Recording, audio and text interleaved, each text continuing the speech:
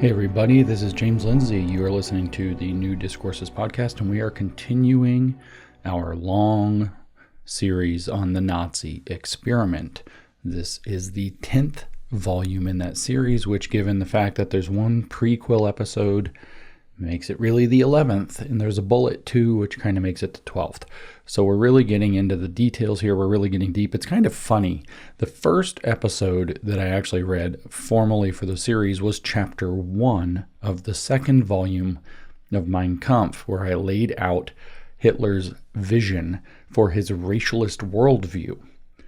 The second chapter has been a target goal ever since then, not just because it comes next, but because it contains such important ideas. The problem is that the chapter is super long, and so I'm going to have to break it into either 2 or 3 pieces to cover all of it, and the more I go back and forth and reread it, the more I think I have to cover all of it.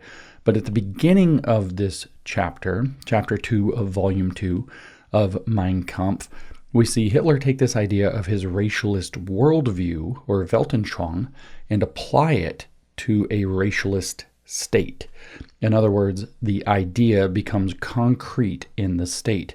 Hitler is going to be absolutely specific that the purpose of the state is to maintain and purify the race so that it might advance humanity. So this is where you can derive a concrete understanding that where the communists sought to seize the means of economic production, the Nazis sought to seize the means of racial production. Both are parallel idealist ideologies that believe that there is an answer to how you advance humanity to its next stage of social and political organization, even economic organization. How do you advance humanity to its next stage? The communists have this belief that man is intrinsically a socialist who has been alienated from his socialist nature by the introduction of private property, thus competition, thus individualism, thus basically all of the ills of society which are blamed on property relations. So the goal for the communist is, because he believes that economic conditions make man, he's going to seize the means of economic production so that he seizes the means of human production so that he can direct man back toward his natural state, which is the socialist, but not in some primitive way. Marx is very clear that we're going to advance ourselves. He makes this very clear in economic philosophic manuscripts that communism, he says, is going to be the positive transcendence of private property as human self-estrangement. So private property is a way that humanity estranges itself from itself. It loses track that it's a socialist. So it's going to not go back to before private property, but it's going to transcend private property. It's going to advance to a higher level, and Marx goes on to say that that is a return of man to his true nature, which is his human nature, his social nature. These are the actual words he uses, social, which is to say human nature. And then he goes on to say that this return will be accomplished fully conscious and retaining all of the development of the previous eras of history or of property relations. So humanity is not going to go back to a primitive communism. It's going to absorb the lessons of slavery and feudalism and capitalism as it progresses forward into socialism and eventually a stateless, classless communism in which it is from each according to his abilities and to each according to his needs. So the idea is that the communists are going to seize the means of economic production in order to direct man to where he's supposed to be, to overcome, to transcend his own sense of estrangement, while moving forward by keeping, not backwards, by keeping all of the benefits of previous development. Okay, so that's the idea with communism. That's where you're going to seize the means of economic production, because at the end of the day, as I've said many times in many speeches on many podcasts, what the communists believe at the root is that they understand the true nature of humanity, that humans are truly socialist, that there's a low level and a high level to be socialist, The low level is what we are in our state of nature, and we're going to advance to the high level by doing communist theory. And therefore, they're going to seize the means of economic production because they are a materialist philosophy that believes fundamentally that when you control the right material conditions, then you control man's evolution and destiny, and you can control man into being what they want, which is the ideal socialist. And the communists lived this out, pissed everybody off, and the Nazis reacted. Hence the Nazi experiment, hence the framing of this podcast series. And the Nazis had a similar materialist, although both of these are quasi-mystical, they're Gnostic in origin, they're actually what I call socio-spiritual or socio-Gnostic. They have a view that the society itself is a spiritual entity in some regard. And so what they're actually trying to do is seize control of that and to direct man's evolution socio-spiritually, both in a social dimension and in terms of what that means for who a man is in his so-called spiritual life. The Nazis did not believe that it is economic production or economic conditions that make man. It is, in fact, instead racial conditions. That's what chapter 1 is about. That's what episode 1 of this podcast series is about. If you go way back, we're on 10 now. We covered a lot in between, but in episode 1, we talked about Hitler's racialist worldview. Then we developed what that means, what it looks like in terms of developing a politic and a citizenry. And now we're going to talk about his conception of the state, which is his next thought. And his idea was that, no, it's not economic conditions that make man in the materialist world of the modern era. It is, in fact, racial conditions, the blood and the soil from which people grow their food and make their livelihood, but as a secondary condition that makes men who they are. So his goal becomes to seize the means of racial production. And that becomes absolutely clear in this chapter. In fact, he's completely explicit about it. So let's go ahead and turn to the text after I give you a short introduction to what the podcast series is about. It's getting repetitive for me. This is the 10th or 11th time I've done it. But nonetheless, the idea here is during the interwar period between World Wars I and II, Germany found itself in a dissatisfied social, political, and economic situation. It felt like it was oppressed by the rest of Europe and the rest of the world as kind of a punishment for what it did in World War I. It's very upset. It feels in many circumstances or in many circles that it should not have lost the war. The Nazis represent one such circle, and they were looking for reasons. Not all Germans believe this, by the way, as the Nazis were quick to point out, but they were looking for reasons why they lost the war. The Nazis alight on the fact that they had the wrong kind of government. It wasn't led by a powerful decision-making ruler that had the wrong racial makeup. In fact, it was contaminated by both economic or financial, but also racial internationalist elements that diluted the will of the people and its capacity to make and wage war, both in a physical capacity and in terms of funding the war effort, being all in. And so they were pissed off. And so they decided to run a grand experiment. And from 1919 or so, when it was still called the German Workers' Party, became called the National Socialist German Workers' Party. In the subsequent year, Hitler was member number 7 of the German Workers' Party.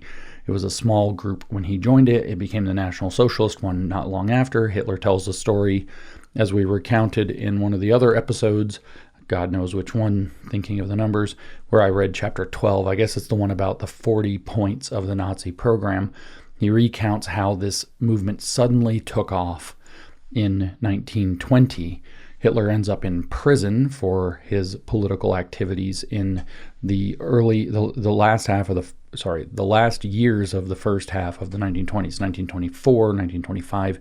There he writes Mein Kampf, which is published subsequently in the middle 1920s, builds a gigantic movement which has taken a life of its own by that point, sees him as a political martyr, and it takes off, and he wiggles his way into chancellorship in January of 1933, and the Nazi movement becomes the Nazi government, at which point Hitler boxes everybody else out of power, declares a dictatorship, and himself Führer of that dictatorship.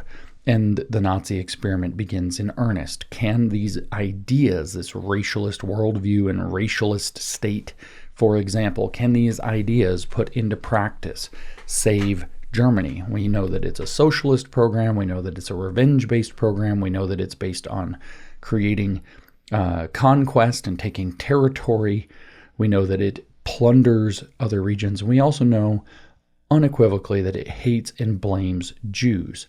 It is centrally obsessed, as many episodes, including the most recent one, Volume 9, can attest, with the Jewish question, which is, the Jewish question is, what do we do with the Jews in Europe, or in the Jews in the world? And their answer, Hitler's answer, all the way back to 1919, but certainly by 1939, when World War II starts, is to get rid of them. Europe has to be purged of Jews by one means or another if Europe is to survive. And his vision was that a racially purified Germany, obviously with no Jews, but other things as well, would be able to advance not just German interests, but the racial interests of mankind. He articulates repeatedly that the mark of the German people is being of high culture, and that's because they're a superior race, and that if that is nourished, they will be of even higher culture and be able to do even more amazing and unstoppable things, and that's what he decides to base his state on. And then, thus, we can turn to the text. I guess the last thing to say is, before we talk about the state being the title of this chapter, that Hitler and his experiment, the Nazi experiment, failed utterly. It was a catastrophe. It ends up causing complete disaster in Europe, devastates actually the countries in Europe, because it was a empirical conquest program that pissed everybody off, started World War II, and ended in total crushing defeat as the entire world turned against them because of how awful and evil they were.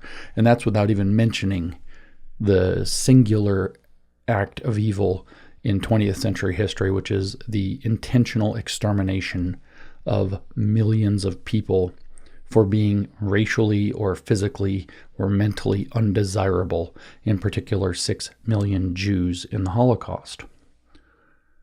So we look at the text, chapter 2 of volume 2, there are 2 volumes to Mein Kampf, the state. Hitler starts off complaining about his movement. Even in 1920 and 1921, the now exhausted privileged class world continued to criticize our young movement by saying that we had a hostile attitude toward the present state.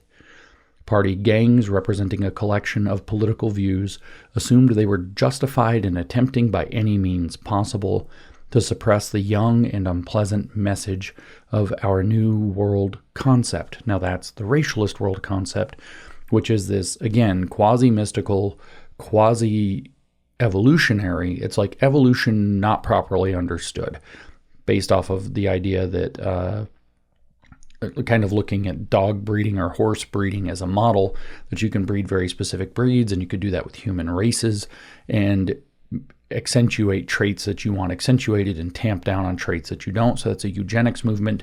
But at the same time, he has the background belief that the vehicle, just kind of like the communists, the vehicle to development is struggle. The communists believe that struggle is the pathway to consciousness, to awakening. Hitler believed that struggle caused races to become more or less advanced. So the harder a life an animal has, for example, the more advanced that animal becomes through the struggle and becomes superior to its competitors. This is not actually how evolution by natural selection works. The actual program is that entities or animals or plants or living things become more adapted to their environments. They actually tend to become, while competitive, symbiotic at the same time, because they are filling niches within their environments. They are not more or less advanced necessarily. And it's not even clear what that might mean. Is it more advanced in terms of what? Intelligence, overall capacity, complexity. But there's nothing that says or shows that biological evolution would tend toward the increases of any of these things necessarily. It tends toward the fitness of the organism to its total environment, not to the superiority of species through combative struggle, as Hitler imagined. But what it's meant for Hitler, then his world concept, his racialist world concept, is that human beings, including human races particularly, are intrinsically in a conflict with one another and with nature. Nature is hardening off certain races. He believed the Aryan Germans or the Nordic Germans had been hardened off by their tough lives very well. But the Siberians in Russia had actually been hardened off more, but that could be corrected through the eugenic process, or he could merge with them later, whatever it happens to be. But then, like the tropical races, which often have darker skin, did not advance as much. But the Jews he sets aside separately because the Jews had a religion / ideology that guided the evolution of their race, and it was a rejection of the idealistic striving for superiority and more development, and therefore they were a contaminant race. And this is their world concept. This is the heart of the Nazi experiment. What if we actualize this world concept? What will happen? What if we get lots of people, an entire nation of tens of millions of people, to believe and or support this world concept, this belief about how the world actually works? And the answer, like I said a moment ago, is utter catastrophe. The answer is the Holocaust, by the way. When you start thinking this way, that the world concept is this racialist, competitive world concept, and that you have contaminant races, you're going to end up having to try to get rid of those contaminant races. And when you find that there's no good way to do it by exporting them or deporting them or whatever else, or moving them all to Madagascar, as the plan was at one point for the Jews, then there's only one way left to get rid of all of them, which the Nazis called the final solution, which eventually became to murder them all, round them all up over all of Europe and murder them all. But anyway, party gangs representing a collection of political views assumed they were justified in attempting by any means possible to suppress the young and unpleasant message of our new world concept. That's how Hitler summarizes that. In the process, they somehow forgot that the present-day privileged class world itself no longer had any uniform concept of what the state meant. They have no uniform definition for it, and they cannot reach an agreement among themselves. After all, those who do the explaining are often employed at our institutions of higher learning as professors of civil law. Their highest duty is to find explanations and interpretations that support those officials who currently provide their bread and butter through state support. So notice what Hitler is going on about. Now we're going to define the state, and nobody has it right, and there are conflicting views, and part of the reason is a corrupted system where the state patronizes intellectuals who then, because of their patronage, come up with political theories that justify the pieces in the state that are patronizing them in the first place. So you can see that this is his explanation of the world, and you can also see the echoes of that explanation now.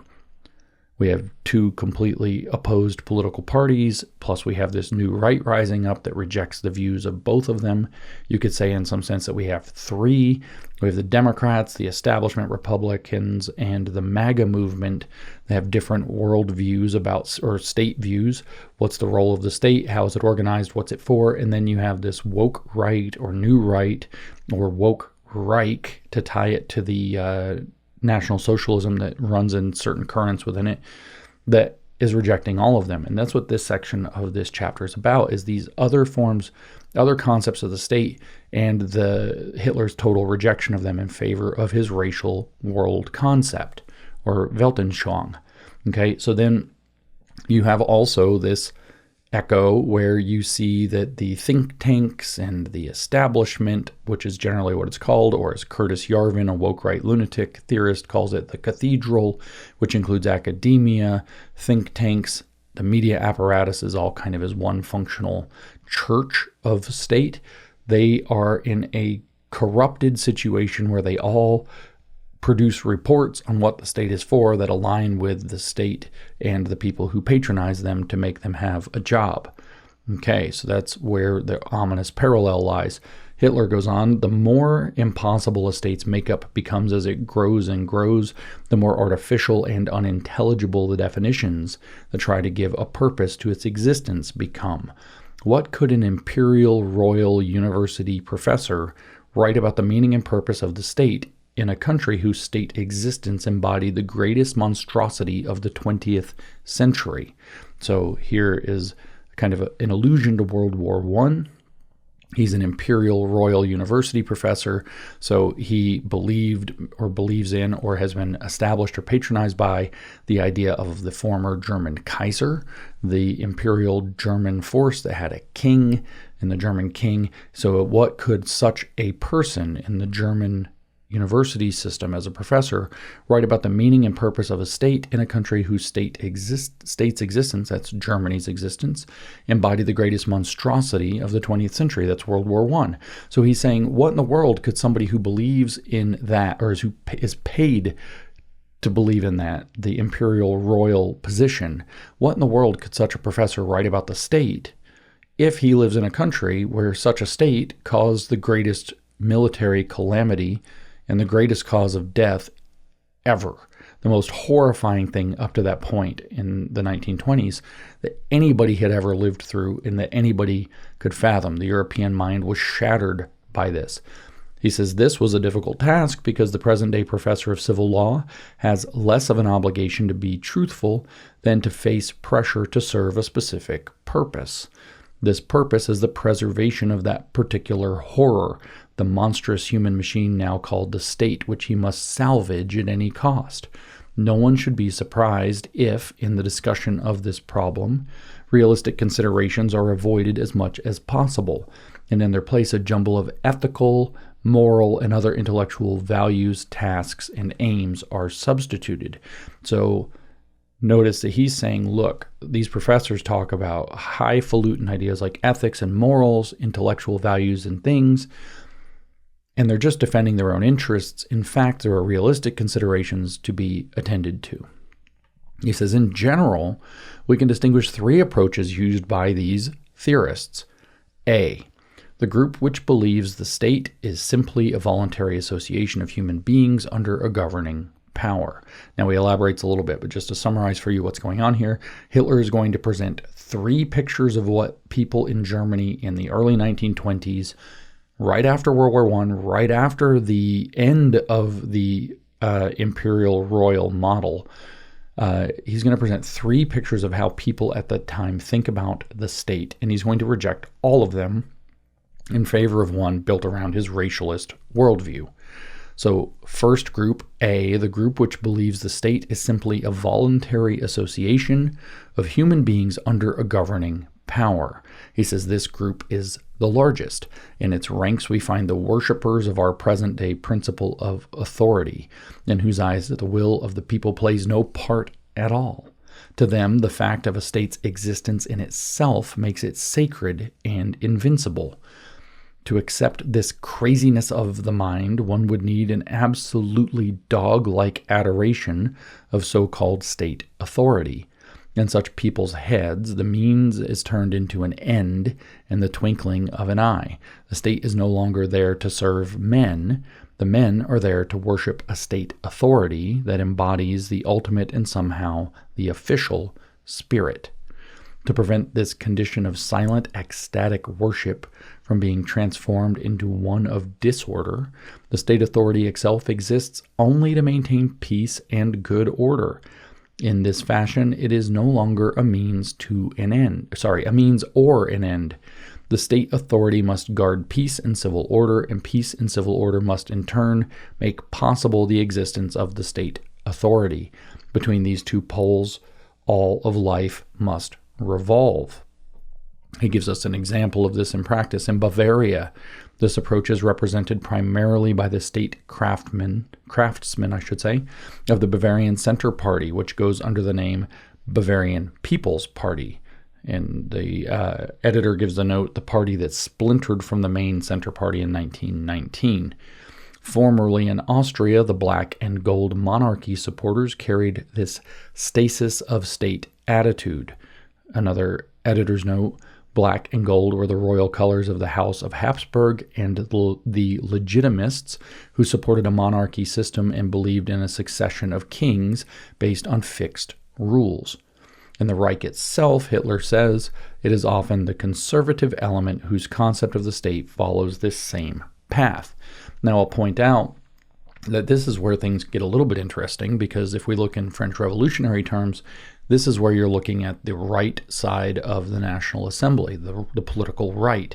And Hitler is saying that they're too into state authority, and therefore they actually don't have a functional, proper definition of the state. This is people like Joseph de Maistre, whose ideas went on to inform Carl Schmitt, which we've talked about in previous episodes of the series, who believed, in fact, that the state was effectively given by God and therefore had to basically be directly supported and revered. And this, Hitler says, is dog-like adherence to believing in the state authority, and that it's total craziness of the mind, is what he actually said. I don't disagree. Schmitt, of course, picked this up, and then he came up with his decisionist theory. He came up with his political theology, and then, as we've discussed, then led to a different theory of the state that was more suitable to Hitler's purposes, as the last episode attests to. The second group, B, the second group, Hitler goes on, is somewhat smaller in number. It includes those who at least attach a few qualifications to the existence of a state. They want a uniform administration and a single language, if only to make day-to-day administration easier. The maintenance of state authority is no longer the sole and exclusive purpose of the state. So in the conservative picture, the right-wing picture, Hitler says that the state exists to merely keep the state going. And that's a problem. Here, so it's never serving the interests of the people. The state exists for itself. Here, he says the maintenance of the state authority is no longer the sole and exclusive purpose of the state. The welfare of the subjects is also included. So now the state cares about itself and the people. The ideas of freedom, which is in scare quotes, which are mostly based on misunderstandings of the word, intrude themselves into the idea of what constitutes a state. The form of government no longer appears sacred by virtue of the simple fact that it exists, but is tested to show that it has some use and is good for something.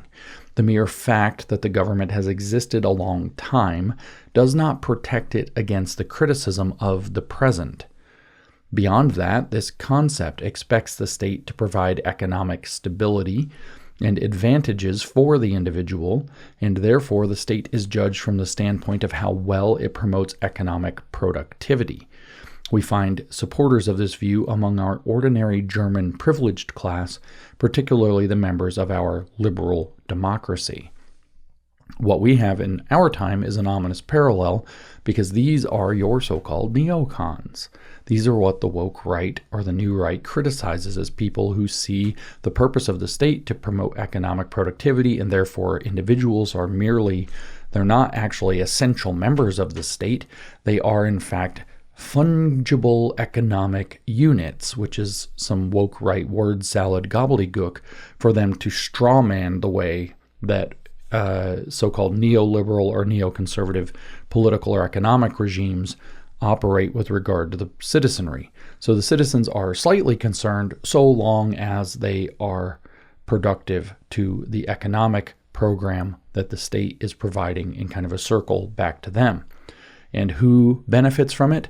The German privileged class, particularly the members of our liberal democracy. In our day, you would say the managerial class, and that's what they're attacking. So what you have now is the right wing as just kind of right-wing authoritarians or statists. They have it wrong, says Hitler. Then you have the neoconservative faction in modern language, and they have it wrong because they're focused on economic productivity. It's not quite that, because economic freedom is part of the story, but I digress. This is rough parallels. And then we're going to have this third group that he also doesn't like, by the way. The third group, he says, is the C. The third group is the smallest in number. It sees the state as a way to achieve political power. This power is mostly imagined in a vague and distant way as an ethnic group of people within the state that is defined and unified by a specific race and language. They desire a single state language to direct nationalization in their own direction. However, this idea is completely mistaken. So here's where you're going to pause maybe and be confused. You say, but that sounds kind of like the Nazis. They want a specific race in charge of everything. They want a specific language. But remember in a couple earlier episodes how often Hitler is complaining about the racialists who don't go all the way.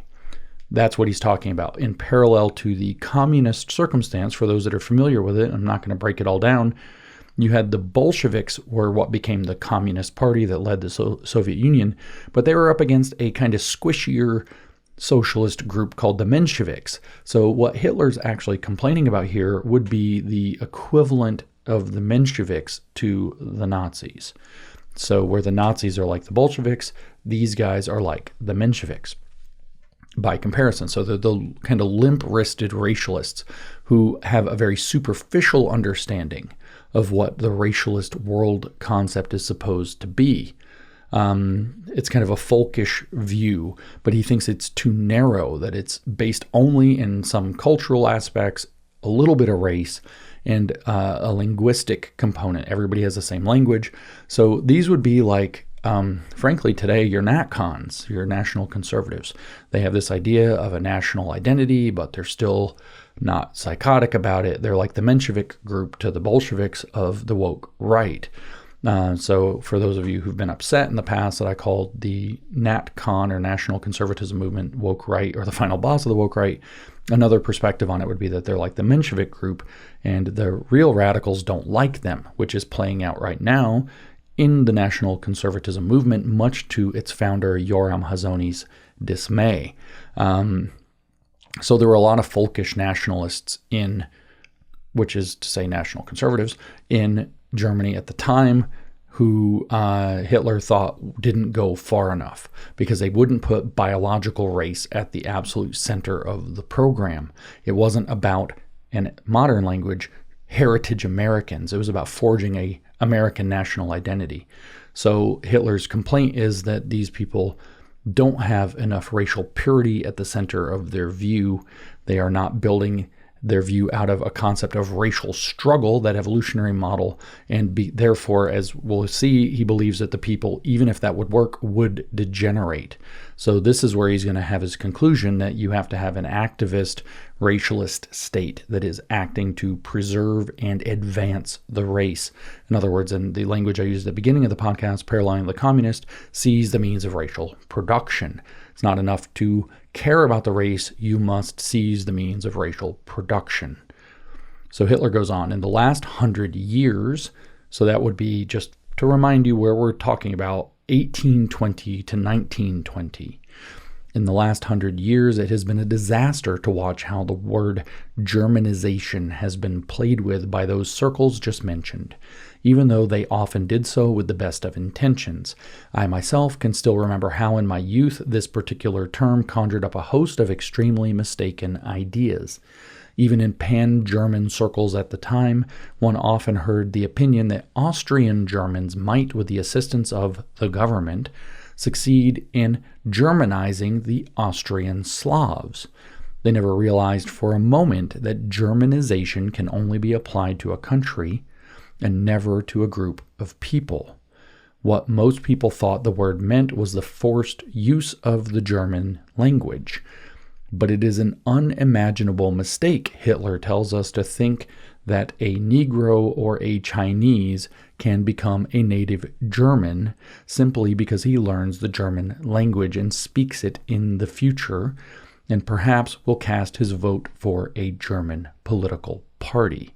Now, I want to stress that I'm reading the Ford translation, which means I'm reading the racially careful translation.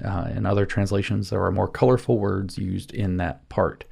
So what he's arguing about here is that last group of people who don't understand the idea of Germanization. And he says in his youth, he was one of these people. He believed that you could go culturally Germanize a place, but he didn't. But what he's saying here is what nobody understood is that you can't racially Germanize non-German racial people, Therefore, you aren't going to get real Germanness. So even in Austria, the closest cousins of the Germans in the area, who already speak German to a strong degree, you have all of these Austrian Slavs, and he's basically saying the Slavs, just like the Chinese or just like blacks, cannot actually become German, no matter how much you enculturate them, no matter what language they speak, no matter what political processes they participate in.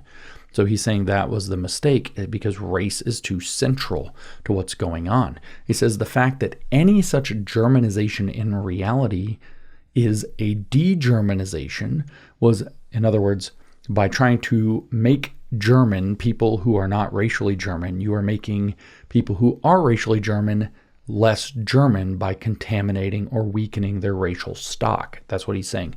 The fact that any such Germanization is in reality a de-Germanization was never clear to our privileged class nationalist world.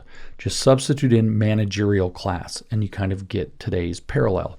If forcing a common language could today, or you could sub in neocons, right? The fact that any such Americanization is in fact a de-Americanization was never clear to our privileged class neocons would be a sentence exactly the same meaning today that you would hear, and I think probably have heard, from the woke right. If forcing a common language, Hitler goes on, could today bridge and eventually wipe out previously obvious differences between various races, it would be the beginning of bastardization, and in our case, it is not a Germanization, but a destruction of the Germanic element in our people. This has happened all too often in history, Hitler tells us, when a conquering people successfully forced their language on the conquered, but then 1,000 years later, when its language is spoken by a different people, they find the conquerors have really become the conquered.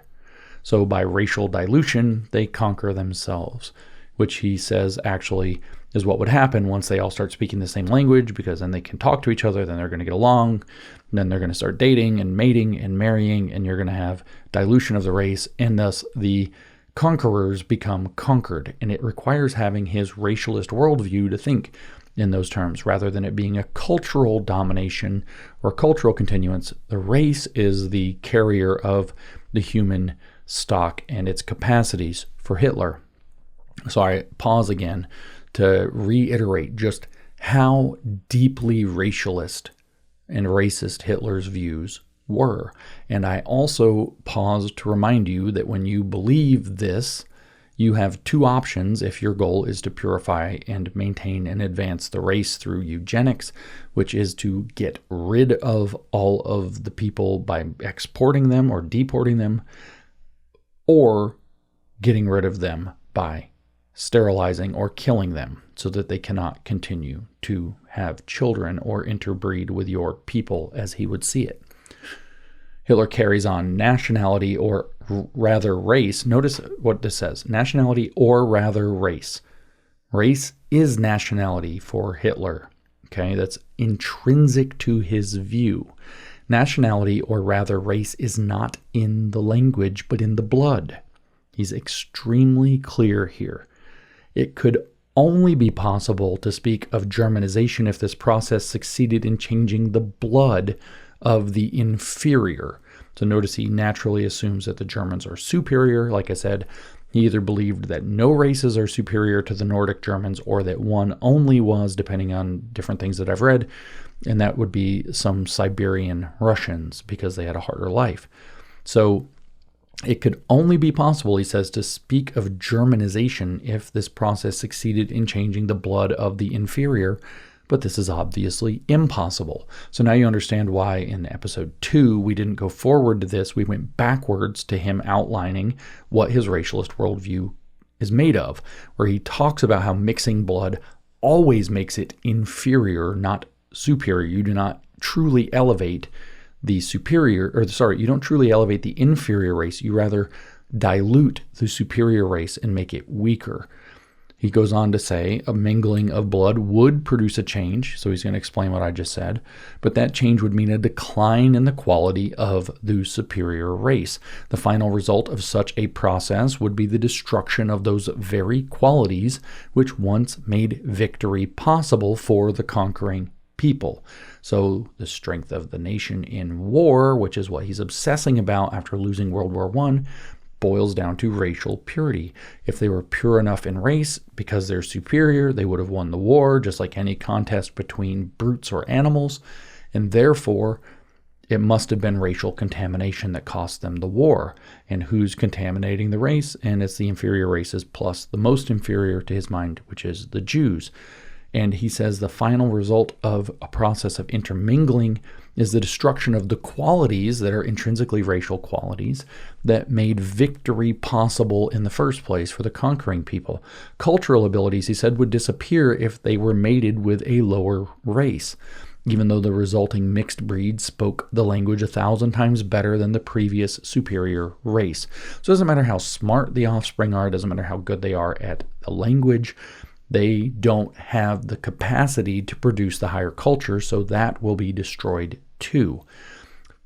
For Hitler, producing high culture is a sign of superiority, of intrinsic characteristics. He gets this largely from his Aryosophy, which he adapted from its kind of popularity in the circles he ran in the early 20s, which came ultimately from the Theosophy of Helena Blavatsky mixed with German ideas about the Aryan race and anti-Semitism and race mythology. It's not ideology, it's mythology.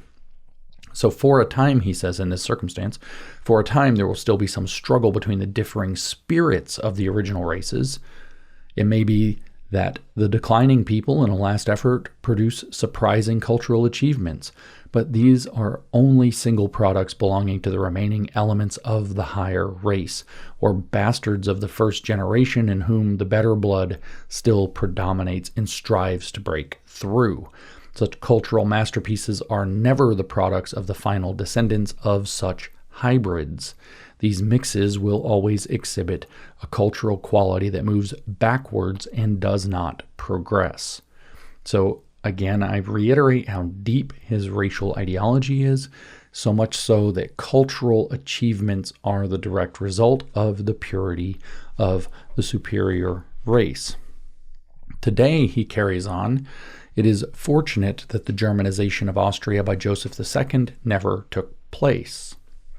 Its result would probably have been the survival of the Austrian state, but the price would have been the lowering of the racial quality of the German nation from sharing the same language among several peoples. Over the course of centuries, a certain herd instinct would probably have crystallized, but the herd itself would have been inferior. A people constituting a state might have been born, but the civilizing element in those people would have been lost.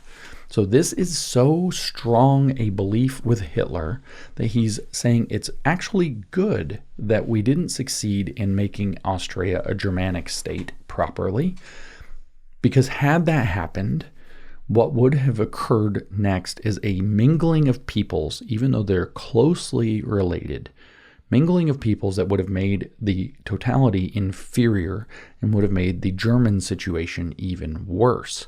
He specifies this exactly. He says it was better for the German nation that this process of mixing didn't happen, even though it was not due to any noble insight, but to the narrow-minded short-sightedness of the Habsburgs. If it had occurred, the German people today could not be described as a cultural factor any longer. That's how much he hated the Slavs. That's how much he hated people also with light skin, as it turns out. In Austria, he says, as well as in Germany itself, so-called nationalist circles were and are influenced by similar false reasoning. So, okay, you're not a real nationalist unless you're an ethno-nationalist, is what he's actually getting to. The often demanded policy of Germanizing the Polish East, unfortunately, always rested on the same myth. Here, too, they believed the Polish element could be Germanized by simply changing the language. This would have had a fatal result. A people of an alien race would express their alien thoughts in the German language, thereby compromising the nobility and dignity of our nationality by its own inferiority. Notice that he doesn't have super high regard for the Poles. He doesn't see them as different but equal. He sees them as fundamentally inferior, to the point where the attempt to Germanize the Poles would diminish the Germans through commingling. He says our Germanity is seriously damaged when a Jew, chattering in their version of the German language, sets foot on American soil. They are labeled as Germans because many Americans are unaware of conditions in Germany. No one in Germany would ever consider these unclean immigrants from the East as Germans just because they speak a language that is mostly German. So notice that he says that Germany becomes diminished. Our Germanity sounds like one of those woke words, right? Something-ality, intersectionality, positionality, Germanity. The property of being German is diminished when a Jew speaking Yiddish arrives in America because Americans believe he's German.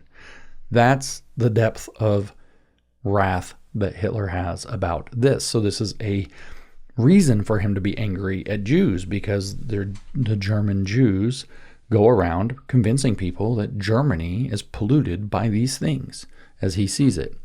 Historically, Hitler continues, the soil that our forefathers conquered with the sword and settled with German farmers has been the most useful Germanized element. So here we get the soil added to the blood. Unfortunately, this colonization introduced alien blood into the body of our people. And this contamination created that destructive idea which disconnects our people called German hyper-individualism. There's an editor's note, laissez-faire is what he's talking about. Laissez-faire is the belief in pursuing economic goals free from any government regulation. Now, I want to point out that this is a moment to remember that the National Socialists were socialists. Laissez-faire economics is not a stakeholder economy as we phrase it today. They didn't want that. They didn't agree with it. And so he says something very Marxist here. This contamination, which was caused by Germans conquering territory and thus mixing blood with the people who previously lived there, this contamination through colonization, their own colonization, by the way, created that destructive idea which disconnects our people called German hyper-individualism. So laissez-faire economics, he says, is the result of what? Human self-estrangement by racial contamination. It's the same theory that we get from the communists. It's not private property now, it's racial contamination. Well, people have different backgrounds and different things. They're not all one nation. Therefore, it disconnects our people from themselves and who they really are. There's your self-estrangement or alienation. And what is it? It produces an ideology called German hyper-individualism, which means German free enterprise economics that justifies the interaction between different national elements or racial elements. So you have the same model, the same underlying thought as the communists.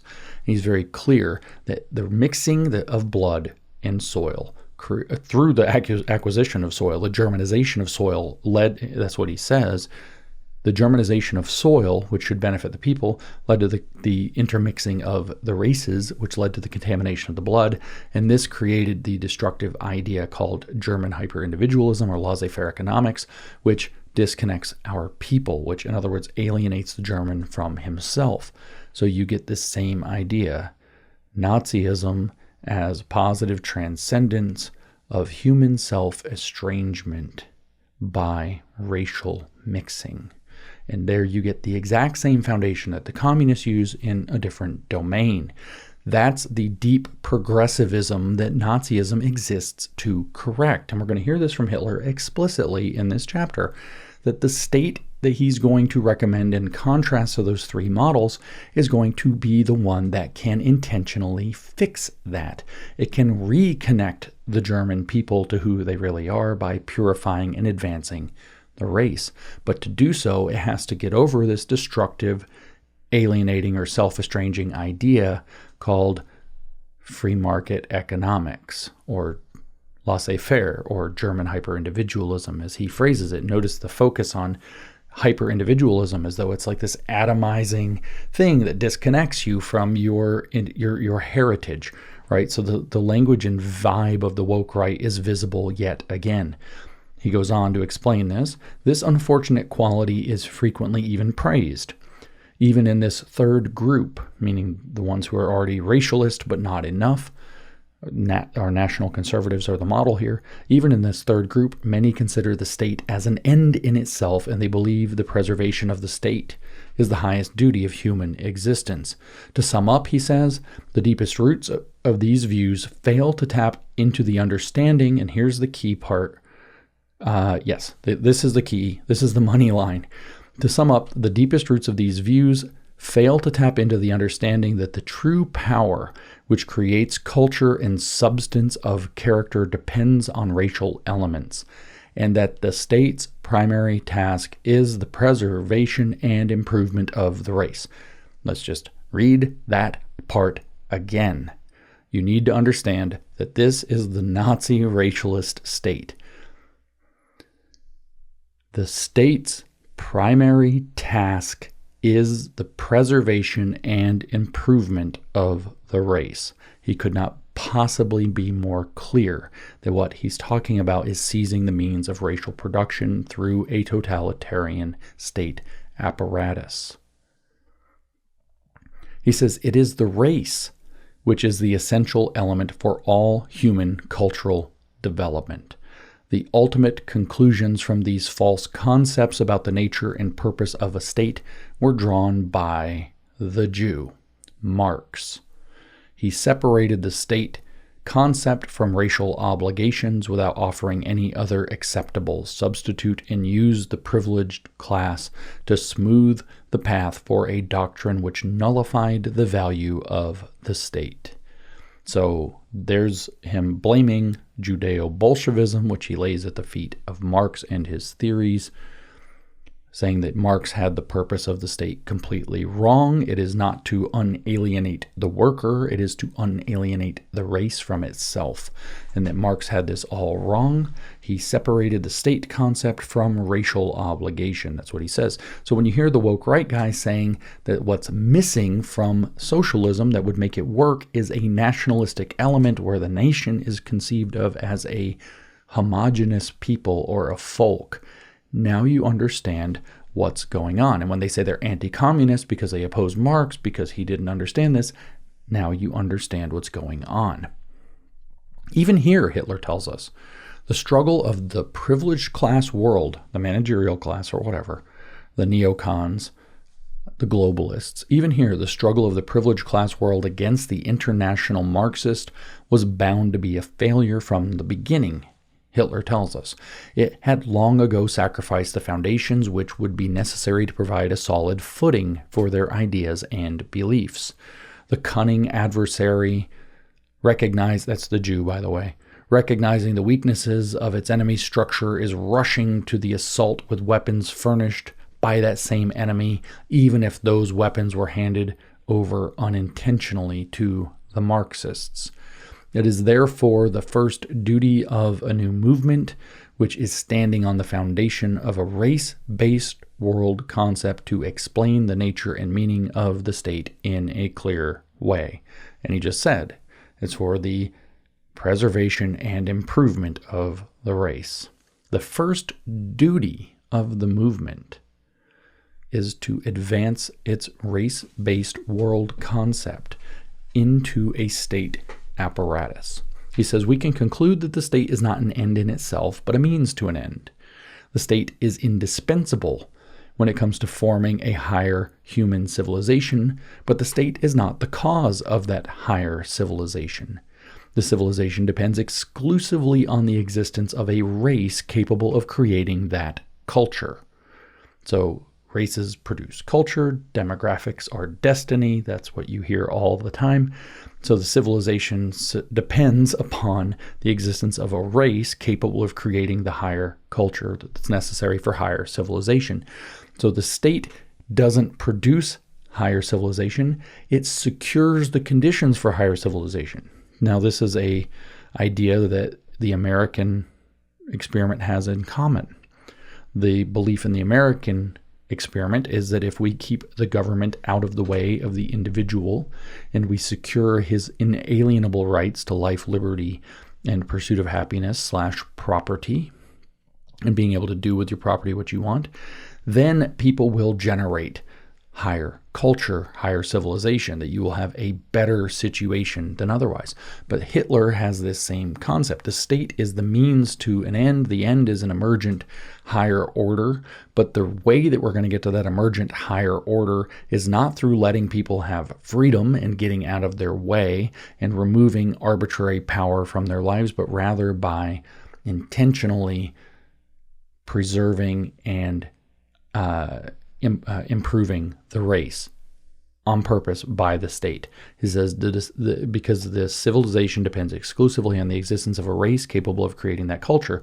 So when we hear the woke right talking about how we don't have the same culture now because it's that we had at the American founding, because there are so many mixed elements that weren't present. We were overwhelmingly a white Christian, which means, by the way, Protestant, which means not Catholic, but they don't really want to get into that because it's awkward for some of the elements of their movement. But we had this very homogenous culture. They claimed that's why it worked. Yeah, there were a lot of black people here, but they were actually held as slaves. They were not free citizens in any significant numbers. Yeah, there were Jews here, but they were not considered in important enough numbers to matter. Yeah, there were Native Americans, but they weren't considered citizens, so they didn't count. When they make those arguments and say, well, we've messed up by letting everything mix, they are echoing these arguments in Mein Kampf. Hitler says I'll just say that part again, actually. The civilization depends exclusively on the existence of a race capable of creating that culture. You hear this argument given all the time by the woke right, by the way, which is basically white Anglo-Saxon Protestants. He says there might be hundreds of states on Earth which are excellent models of government, but if the Aryan bearer of civilization were to die out, no culture could continue to exist, at least not a culture that would match the intellectual level of the advanced peoples of today.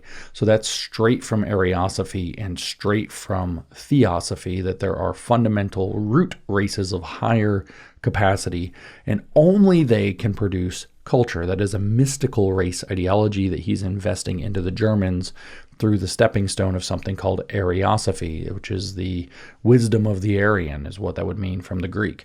He says we may go further and say that because we can form states, that in and of itself does not mean the human race cannot be destroyed if their superior intellectual ability and flexibility are lost as a result of the disappearance of the race which possesses the critical cultural creation elements. So again, we have the Ariosophy, Theosophy link to his racialist worldview that, sure, we could have humans all over the planet and the humans could be creating civilizations and states all over the planet, but they are not going to actually be truly the human race if the Aryans of superior intellectual ability and flexibility are lost as a result of even interracial mixing.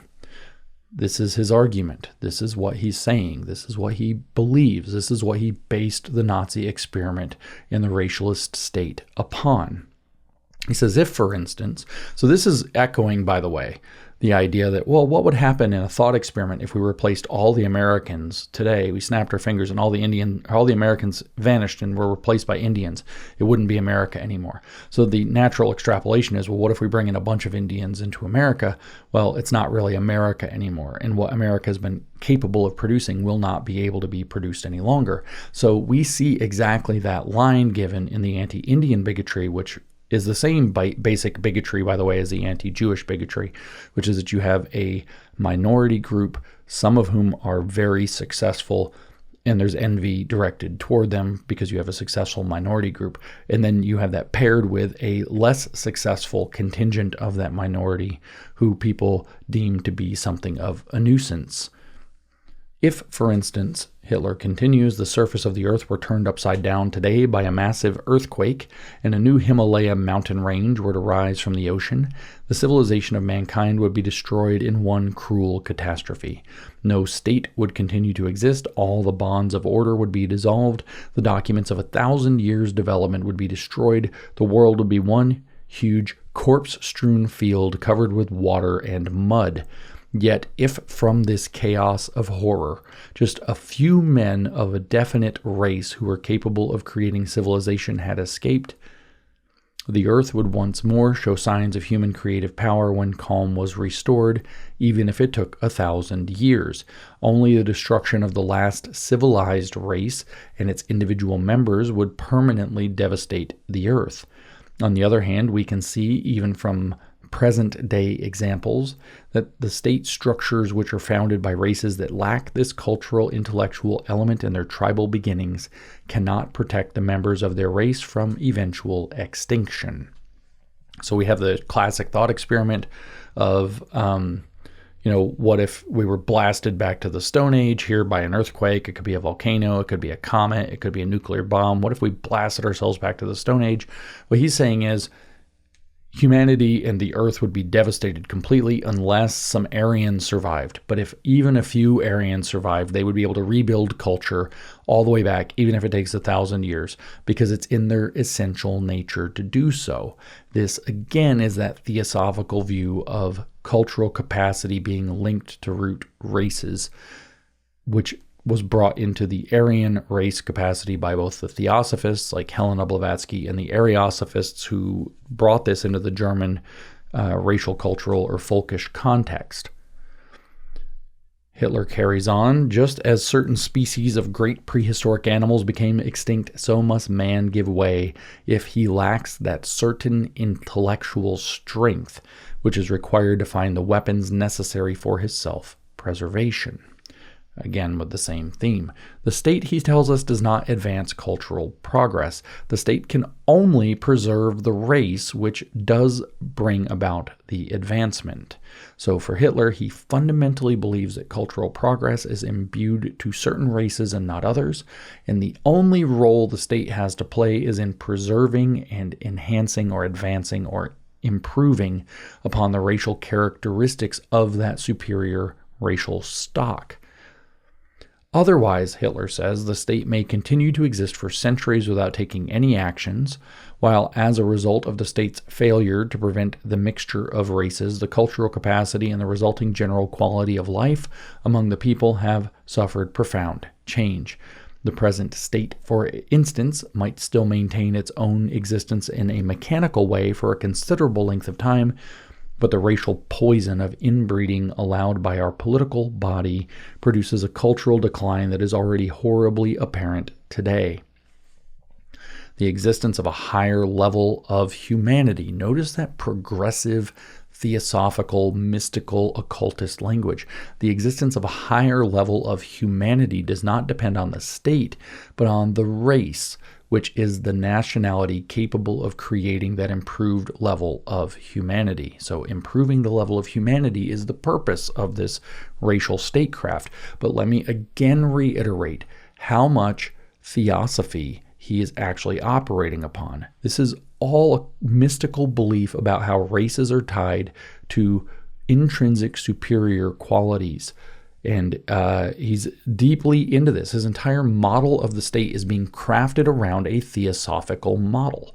And I think it's extremely important that we understand that that's what's going on with him. It's not just that he had the worldview. He wanted to build his state upon this worldview. And in this chapter, he's so abundantly specific and clear about what he's doing and why he's doing it that we can be left with no guesses about what the Nazi experiment was really about. And again, it ends in complete catastrophe. The Holocaust is predictable from these views combined with the realistic circumstances of Europe, that you can't ship 10 million Jews out of Europe and have them set up a colony in Madagascar or Antarctica or wherever by any practical means. Certainly not Israel, though. That wouldn't be allowed. This capacity, he says, always exists and only needs to be awakened by certain outside conditions. See, the Aryan is intrinsically superior. He just has to have his superiority awakened by the outside conditions. This, again, is theosophy. But now it's getting welded to Hitler's incorrect understanding of evolution. Culturally and creatively gifted nations or races have these abilities hidden within them, even though at the moment unfavorable outside circumstances do not allow the development of these tendencies. It is an unbelievable outrage to represent the native Germans of pre-Christian times as uncivilized or barbarians. They were never barbarians. The rugged climate of their northern home simply forced conditions on them that prevented the development of their creative powers. Just let that sink in. If they had come to the more favorable regions of the South, their previously undeveloped capacities would have blossomed just as what happened with the Hellenes, the early Greek tribes. This would have occurred even though there was no old history to build on, and as long as they were able to obtain basic mechanical assistance in the form of lower races as workers. So as long as they had slaves and warm weather, the Germans would have exhibited that they were the most superior people, but they had crappy rocky soil and cold weather that was hindering the development of their absolute prowess. Because why? Because it's intrinsic to them as a race that they're superior, and it doesn't matter that they were barbarians up until things developed to the point where they Christianized and developed to the point where they could actually start to be more industrious. This inborn culture-building power, Hitler says, did not come about just because of the presence in the northern climate. Had the Lapps, meaning the Laplanders, which it says is a derogatory term for the people of Sami, or Sami, I don't know, the cultural equivalent of Eskimos living in Europe. So had the Lapps been brought to the South, they would have had no more culture-building capacity than the Eskimo. No, this magnificent creative capacity and growth capacity was granted to the Aryan. It may be dormant within him, or it may be awakened in his life. It depends on how favorable the circumstances are, or whether an inhospitable force of nature prevents it. This is his racial mythology. What's the point of the state? To preserve the race and to enable these conditions to be such that these properties can blossom, plus to improve upon and advance the race through eugenics. Therefore, Hitler says the following conclusions result. The state is the means to an end. This end is the preservation and advancement of a community which consists, I bet you that's Volk in the German, which consists of physically and spiritually similar beings. Notice that similar race means you're spiritually similar. This is the Ariosophy and Theosophy happening again. Part of this preservation, but it's also, I should say, the socio-spirituality that I was talking about, the belief in Germany of a Geist, of a people that's kind of embodied in its state apparatus, as we've talked about with Hegel. So this end is the preservation and advancement of a folk, which consists of physically and spiritually similar beings. Part of this preservation includes assuring the survival of the race and permits the free development of all the forces sleeping within that race. So this explains what we did in another episode. We were talking about the role of the individual, which is a couple chapters away, and that the individual is going to be given through the structure of the state the opportunity for his powers to blossom, and he'll be known by his capacity to serve the state interest, to submit himself to its project, and to shine within that capacity. The greatest part of the power of the state, Hitler says, will always be devoted to preserving the physical life, and only the remaining power assists in further intellectual development. We must remember that the one is always vital to the other. Physical and intellectual must both be maintained. So what we're going to hear, not in this episode, but after this episode ends, the rest of this chapter is actually about education in the Reich, even though it's not a separate chapter and it's not labeled about education. And I'm going to want to explore that. The problem I have with it is that it's super long, and I'm not sure how to make a podcast out of it yet. States that do not serve this purpose, Hitler says, are faulty, even outrages that cannot justify their existence. So a state isn't actually a state unless what it's doing is developing the race. The fact that these monstrosities do exist is not a justification for their existence any more than the success of a crew of pirates can be a justification for high seas piracy. So here's a direct shot at the counter-revolutionary, the right-wing guys, or even the old Hegelians who kind of have this view that the state justifies itself in its own existence. Because it's a state, it's therefore justified. That's Group A in his 3 classifications. We National Socialists, Hitler says, we National Socialists, as the supporters of a new world concept, which we now know what that is, must never take our stand on the celebrated, quote, basis of facts, and we must be especially careful of mistaken facts. So notice that National Socialists will never take their stand on the celebrated basis of the facts. No, they have their world concept. Their ideology is above the facts. And he says we must be especially careful of mistaken facts. Why?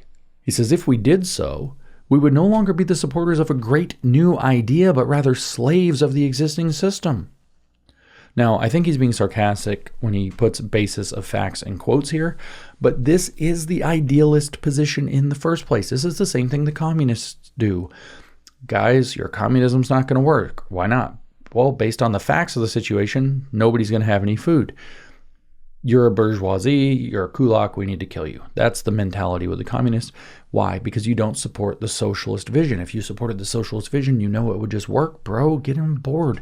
Here, if we celebrated basis of facts, we would no longer be the supporters of a great new idea, which is his world concept. So that would make us slaves to the existing system. In other words, there's your Gnostic liberation basis. We're imprisoned in the existing system basis of facts rather than able to set ourselves free by the gnosis of the new world concept, which is that the race is the fundamental aspect of humanity and that we can seize the means of production of the race through the consecration of the state. That's the program.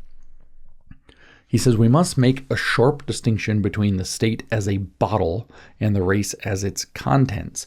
The bottle has a purpose only as long as it can preserve and protect the contents. If it fails in its purpose, it is worthless.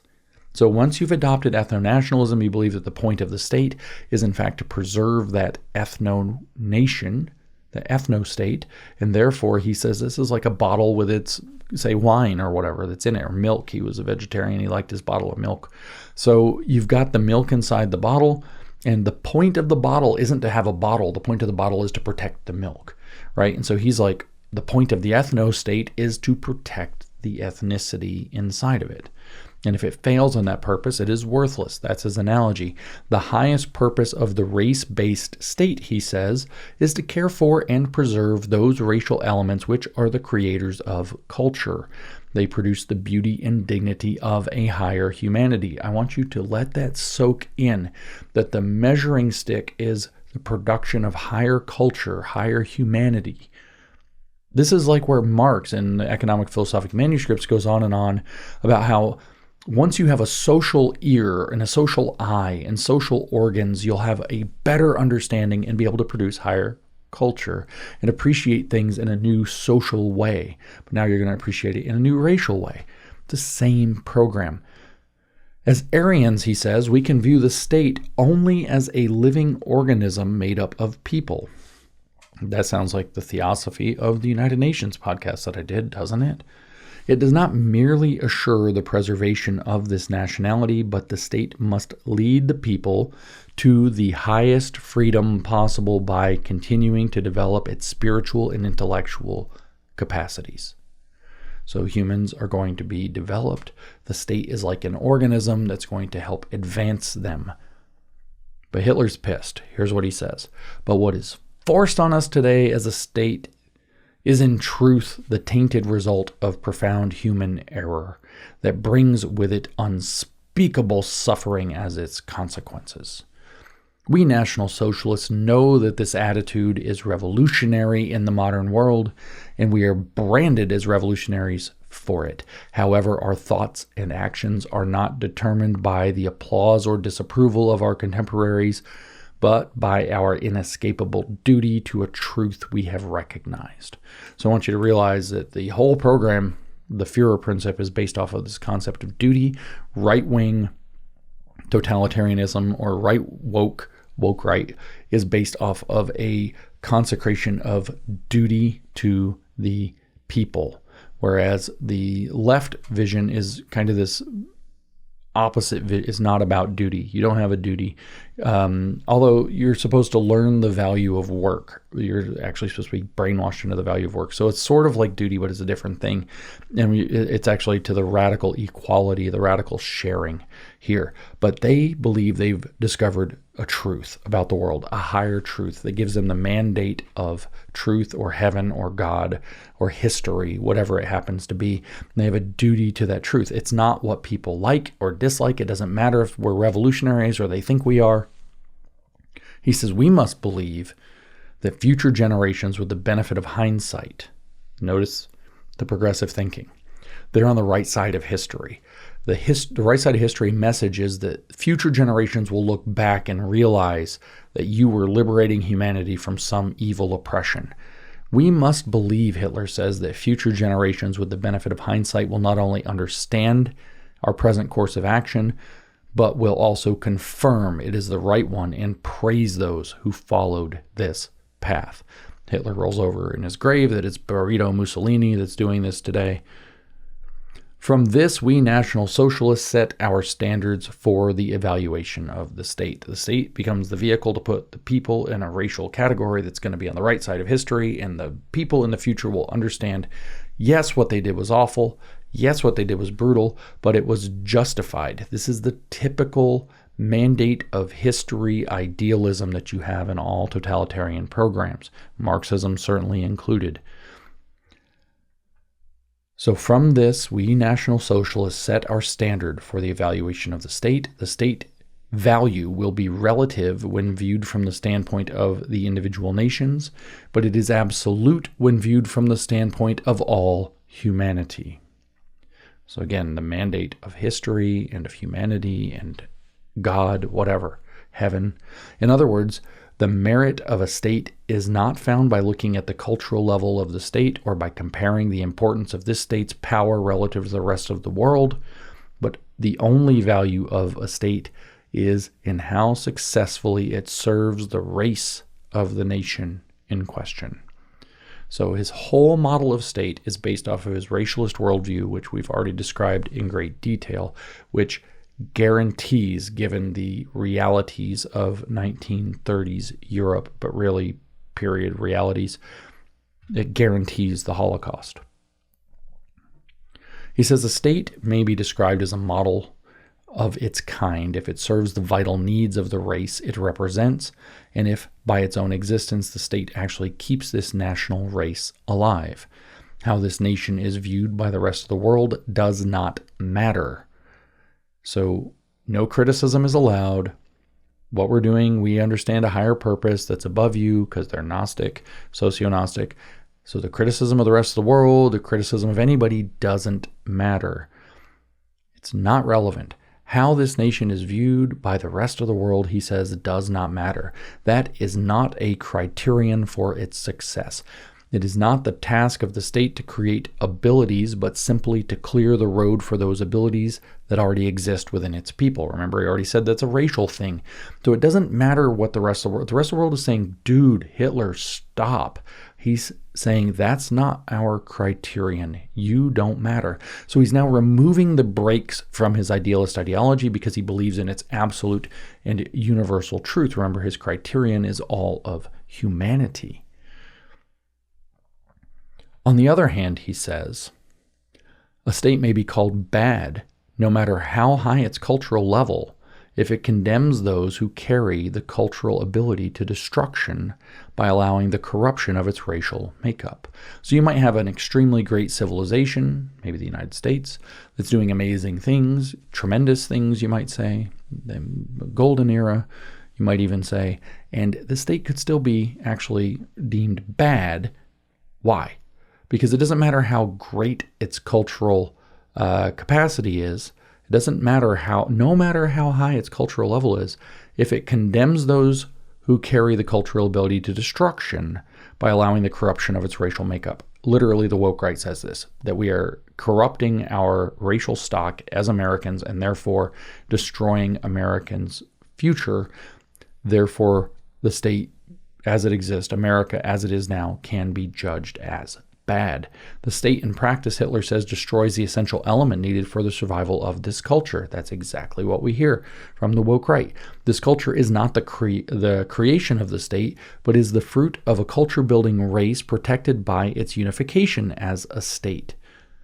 As I said, the state is not the substance of culture, but the form. The cultural level of development seen in a particular group of people is not the scale that should be used to measure the goodness of the state in which that race lives. It is obvious that an extensive and deep cultural wealth would appear superior to that of a Negro tribe. However, the lifeless, mechanical state of the culturally endowed country may be worse than that of a Negro nation if you judge by the way each state performs its task, how efficiently and effectively that state meets the needs of its peoples. The best state and the best form of government can never bring out capabilities from a people if those abilities are not and never were present in those people. However, a bad state is certainly able to gradually kill off abilities that originally did exist through the destruction of the culture-sustaining race. A bad state will tolerate or even encourage this destruction of their culture-bearing members. Consequently, the value of a state can primarily be judged by its relative usefulness to a definite race and not by its importance in the world at large. Sounds like a serious inferiority complex that's expressing itself through his racialist worldview. But we're Germans, we're better, even if we're crap on the world stage. And the reason that we're better is we're going to focus on making Germans more German in a racial sense. That's his mission. This relative judgment, Hitler says, can be formed quickly and correctly. A determination of the absolute value is more difficult since absolute value is judged not only by not only the state, but even more by the cultural value and the people's high-level racial quality of the country in question. If we speak of the I just pause to reiterate how often he's pointing out that the whole point of the state is to preserve and improve the race. If we speak of the higher mission of the state, we must never forget that the actual higher mission essentially belongs to the race. The state only has to create circumstances that allow the free development of those people using the natural organizational strength of the state. When we ask how the state that we Germans need should be constructed, we must first build a clear idea of the kind of people it is to include and the purpose it is to serve. Now think back 3 years to when I was doing those lectures on the theology of Marxism, and I gave you the Ouroboros, and I said that there's, as above, so below, and as below, so above is this kind of hermetic principle. And here we have that, right? So the state is supposed to be, that's as above, right? So as above, the state is supposed to preserve and improve the race, create the conditions for its flourishing, but what actually produces the state that can do that from below is the race. So it's now exactly the same dynamic that you see in communism, the exact same hermetic dynamic. So the state is going to build and improve the race, and the race is going to therefore fill and improve and more concretely express the state. That's their kind of Hegelian model of the state. We see this in Marxism also, where Marx called it praxis by the communist activists to transform the state, an inversion of praxis by the communist state to socialize or brainwash the people into being more communist, who can then produce a more communist state, who can then make the people more communist, who can then make a more communist state, who can then make the people more communist. Are you following me here? Okay, same thing here. So you have the racial Germans who can make a racial German state. That's the Nazi movement agitating from below, or as below, so above. So they're going to make a racial German state, and that racial German state can produce a more racially pure German, and that racially pure German is going to produce a more racially purifying and preserving state, and then they're going to produce more racially pure Germans. Seeing what I'm talking about? So you have the same hermetic snake eating its own tail process. And it's ironic that he's going up against the Habsburgs as kind of the model of who did it wrong here, because what you get by preserving the race like that is the Habsburgs, basically. Unfortunately, did I leave something out? No. Maybe I did. No, I didn't. Okay, unfortunately, Hitler goes on, our German nationality no longer has a unified racial core. So already the Germans are racially polluted. Our German nationality no longer has a unified racial core, and the process of fusing the various original races has not progressed to a point where we can talk about the formation of a new race. Formation of a new race, a new German race, formation of a new race. I don't know if he's referring to the sixth root race from Theosophy here, or Super Aryans, or whatever comes after the Aryans, how the Ariosophists saw this. I'm not sure what he's talking about, but the formation of a new race, a fulfilled German race. How are we supposed to get there? I just described the wheel. So you have the praxis of the Nazis producing a racialist state, and the racialist state doing the inversion of praxis, although through direct racial means, not just cultural means, but both to produce a more racialist German. That's going to produce a more racialist state. That's going to produce a more racialist German. Okay. But he says we don't have that pure German nationality or racial core to our nationality anymore. So we can't talk about the formation of a new race yet. We have to purify it first. He says, on the contrary, the various poisonings of blood which have afflicted our political body, especially since the 30 Years' War, P.S., the Christian nationalist side of the woke right goes after that as well, and the Peace of Westphalia that follows. The various poisonings of blood which have afflicted our political body, especially since the 30 Years' War, have rotted not only our blood, but our national soul. The open frontiers of our fatherland, the contacts with non-Germanic foreign people along the border, and especially the continuous strong influx and constant renewal of foreign blood into the interior of the Reich itself, allows no time for a complete blend. No new race has come from the jumble. The racial elements remain within their own groups, side by side. The result is the German people scatter in all directions, particularly at those critical moments when crisis looms and they should be gathering together instead of separating. So here we're at the reason Hitler believes World War I was lost, or at least part of it. The people wouldn't come together sufficiently, and the reason they wouldn't do it sufficiently is because you had mixed racial elements in Germany. Not everybody was the same race, so they didn't have the nationalist ethnic spirit that would have been necessary to come together to fight and win the war. What he's actually talking about here, this new race, is that you're going to use the processes of the preserving and advancement or improvement of the race to take the mixed German people and make them one solid German race, and that hasn't been able to occur yet.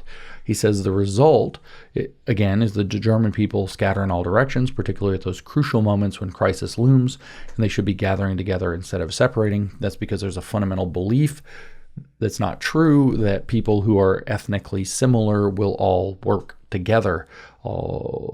That's not always true. The basic racial elements, he says, are distributed in various ways. This is not only by territory, but racial distribution can also vary within a small area. With Nordics, we find they mix with East Europeans. With East Europeans, they mix with Dinarics, which are Croatian and Bosnian peoples. There are Westerners with both. There are the mixtures among them all. In one way, this has been very harmful. The German people that lack a group instinct, which is rooted in uniformity of blood, which protects nations from destruction, particularly in moments of danger. So there's his hypothesis clearly laid out, thus the cause of losing World War I.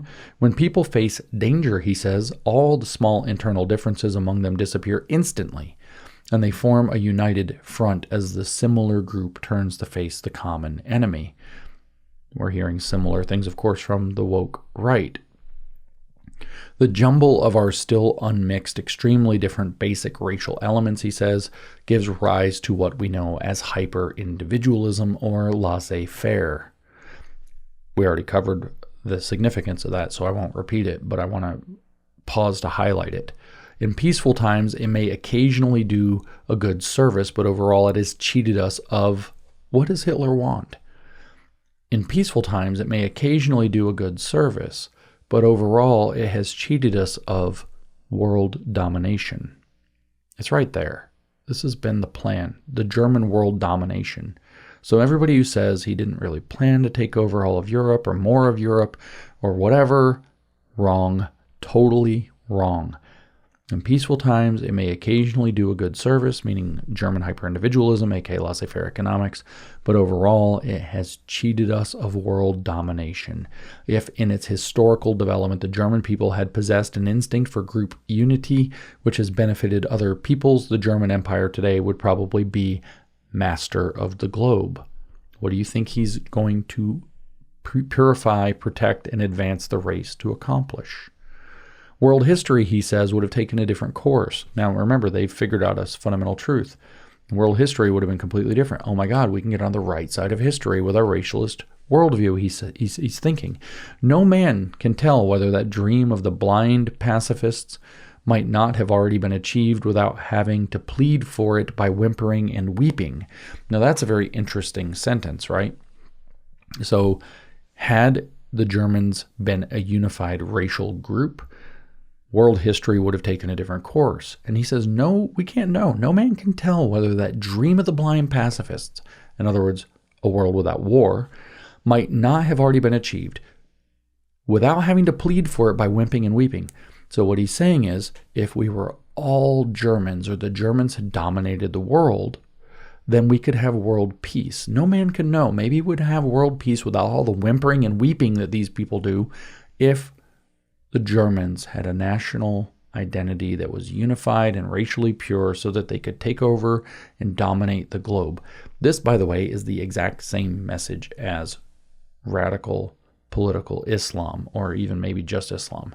That if all the people become Muslims, then we'll finally have world peace and nobody will be master of anybody else and blah, blah, blah. That dream could be realized, Hitler says. That dream of the blind pacifist with no crying and moaning and whimpering and weeping, that dream could be realized in the achievement of a peace that is not supported on the luxuries of tearful pacifist mourning women, but founded on the victorious sword of a dignified people. A sword that puts the world to work for the purposes of a higher culture and a greater civilization. I'm sorry, this is jihad. This is straight Islamism. They believe that all of the necessary truth for humanity comes from God as related in the Quran by Muhammad, and that the adoption of that into the heart is called a Sharia, and when everyone lives under Sharia, there will be peace. And they get there by submitting to that program, and the people who don't want to submit will be made to submit by the sword, not by the luxuries of tearful pacifist mourning women, but the victorious sword of a dignified people. In fact, the view is that Islam is the only civilizing force, and here Hitler is maintaining that if the Germans had been racially pure enough, they would have already dominated the globe, and then we'd have that world peace. A sword that puts the world to work for the purposes of a higher culture and a greater civilization. So here's this German view Hitler's espousing, that the Germans would have been a lot greater, humanity would have been a lot greater if the Germans had been able to dominate, because German higher culture and Aryan powers would have emerged, blah, blah, blah, and it could have been done by the sword and would have brought forth a lot better. And the Muslims, by their same token, believe very deeply that the reason so many Muslim places are backwards is not just because of the infection of Jahiliyyah. Jahiliyyah is ignorance culture or age of ignorance, or the Jahili culture, the ignorant culture. It's not just the infection of Jahili or ignorance. It is also the fact that they cannot actually start to develop properly till everybody has submitted to Sharia, at which point they can put away war and then they can focus on the proper development of humanity. Hitler has similar ideas, so it's not a surprise that the Grand Mufti would have met with Hitler and they would have found so many things in common in their beliefs. It's not a surprise that the Muslim Arabs, hearing Hitler's rants over the radio or hearing German propaganda over the radio, it's not a surprise that they would agree. The fact, Hitler says, that there did not exist a nation united by blood. Now notice, Islam does not have that. They have a nation united by submission to God, as related by Allah, or as related by Muhammad in the Quran.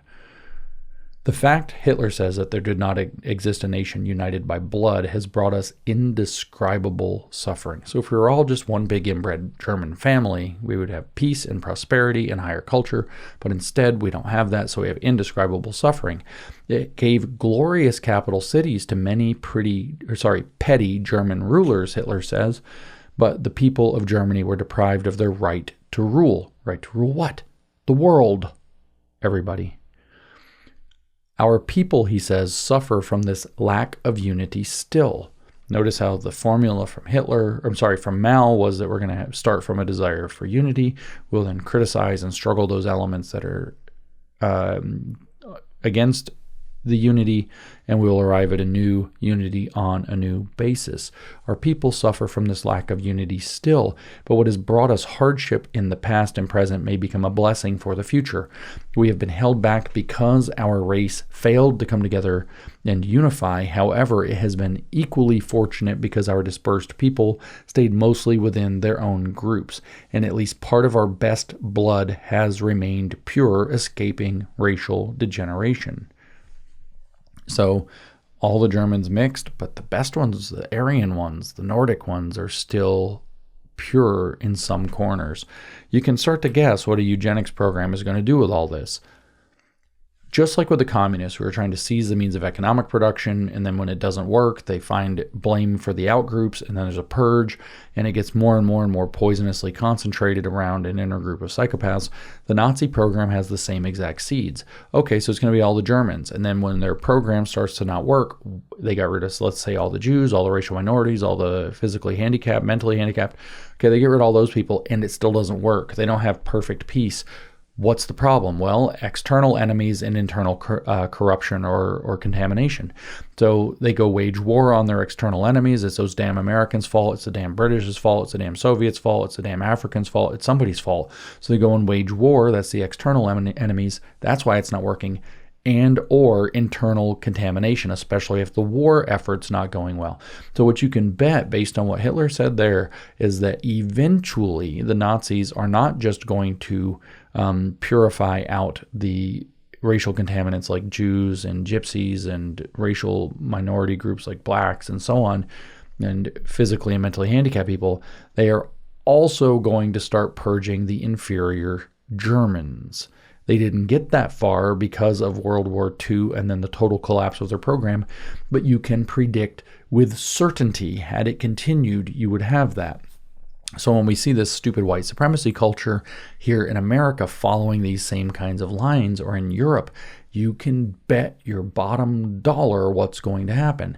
They may not become murderous regimes and try to advance a Holocaust or anything like this, but you can bet your bottom dollar that they're going to have some unified front. They're going to go do what they can do. And then when they hit a roadblock, they're going to blame external enemies like James Lindsay.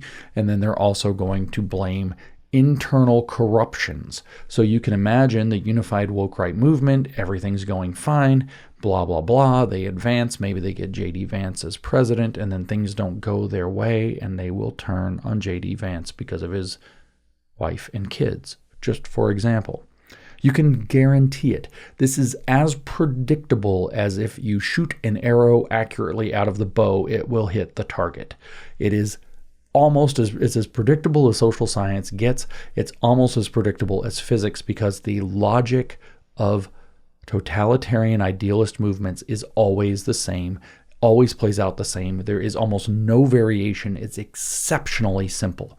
It's either an internal contamination or an external enemy that's causing the problem. And why not deal with both? The external enemy might be too strong, so you hole up and you deal with the internal enemy and you get the purges. You can tell from what Hitler just said right there that it's a guarantee that that model will go that direction. And we can predict it about the woke right racialists equally clearly, even if they don't use murder or Holocaust. Maybe it's only political murder or character assassination. But some of the best blood has remained pure, and that's good luck, Hitler says. He goes on, he says, there is no doubt that a complete merger of our racial elements would have produced a unified national body, but as any crossing of races proves, the resulting mixed breed race would have been or would have had, a smaller cultural capacity than that originally possessed by the highest of the ingredient races. So once again, I guarantee you, if he's going to preserve and improve the race, the eventual program isn't just getting rid of Jews and gypsies and blacks and racial minorities and brown people and Arabs and Egyptians or whatever, Chinese or whatever else he's complained about. Ottomans, which is Turks, it will absolutely eventually take dark-haired Germans like Hitler himself and have to purge them too. This is a fortunate aspect, Hitler says, which results from the lack of complete intermingling. Even today, within our German nation's body, we have a great stock of pure and unmixed Nordic Germanic people who we can consider our most precious possession for the future. Again, this theme is perfectly clear. The road this makes is perfectly clear. The same as the stumbling communist blaming hidden bourgeois values or capitalist roaders and initiating a gigantic purge. The exact same process is going to happen when the Nazi regime, had World War II not crushed it, when the emerging Nazi regime hit a significant roadblock. They would have had to condense down on the Nordic Germanic people. I don't know what Hitler would have done. He's clearly not one of them. In the dark days, Hitler says, when we are ignorant of all racial laws, it was believed that a man was simply a man and that all men were of equal value. So in the dark days, that's the American founding, by the way, before we understood racial laws. The understanding that there are different merits among the individual racial elements, in other words, Hitler was a race realist, that's the language today, might have been missing back then. However, today we know that a complete intermingling of the elements of our national body would have given us unity, and it might have brought us external power, but the cost would have been the loss of the highest aim of humanity. I'm telling you that eugenics program was going to be lit.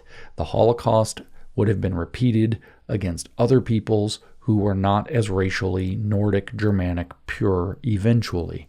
This highest aim, Hitler says, would have become unreachable, since the one foundation, the one race whom fate has obviously chosen for this achievement, would have been lost in the unified people's motley mixture.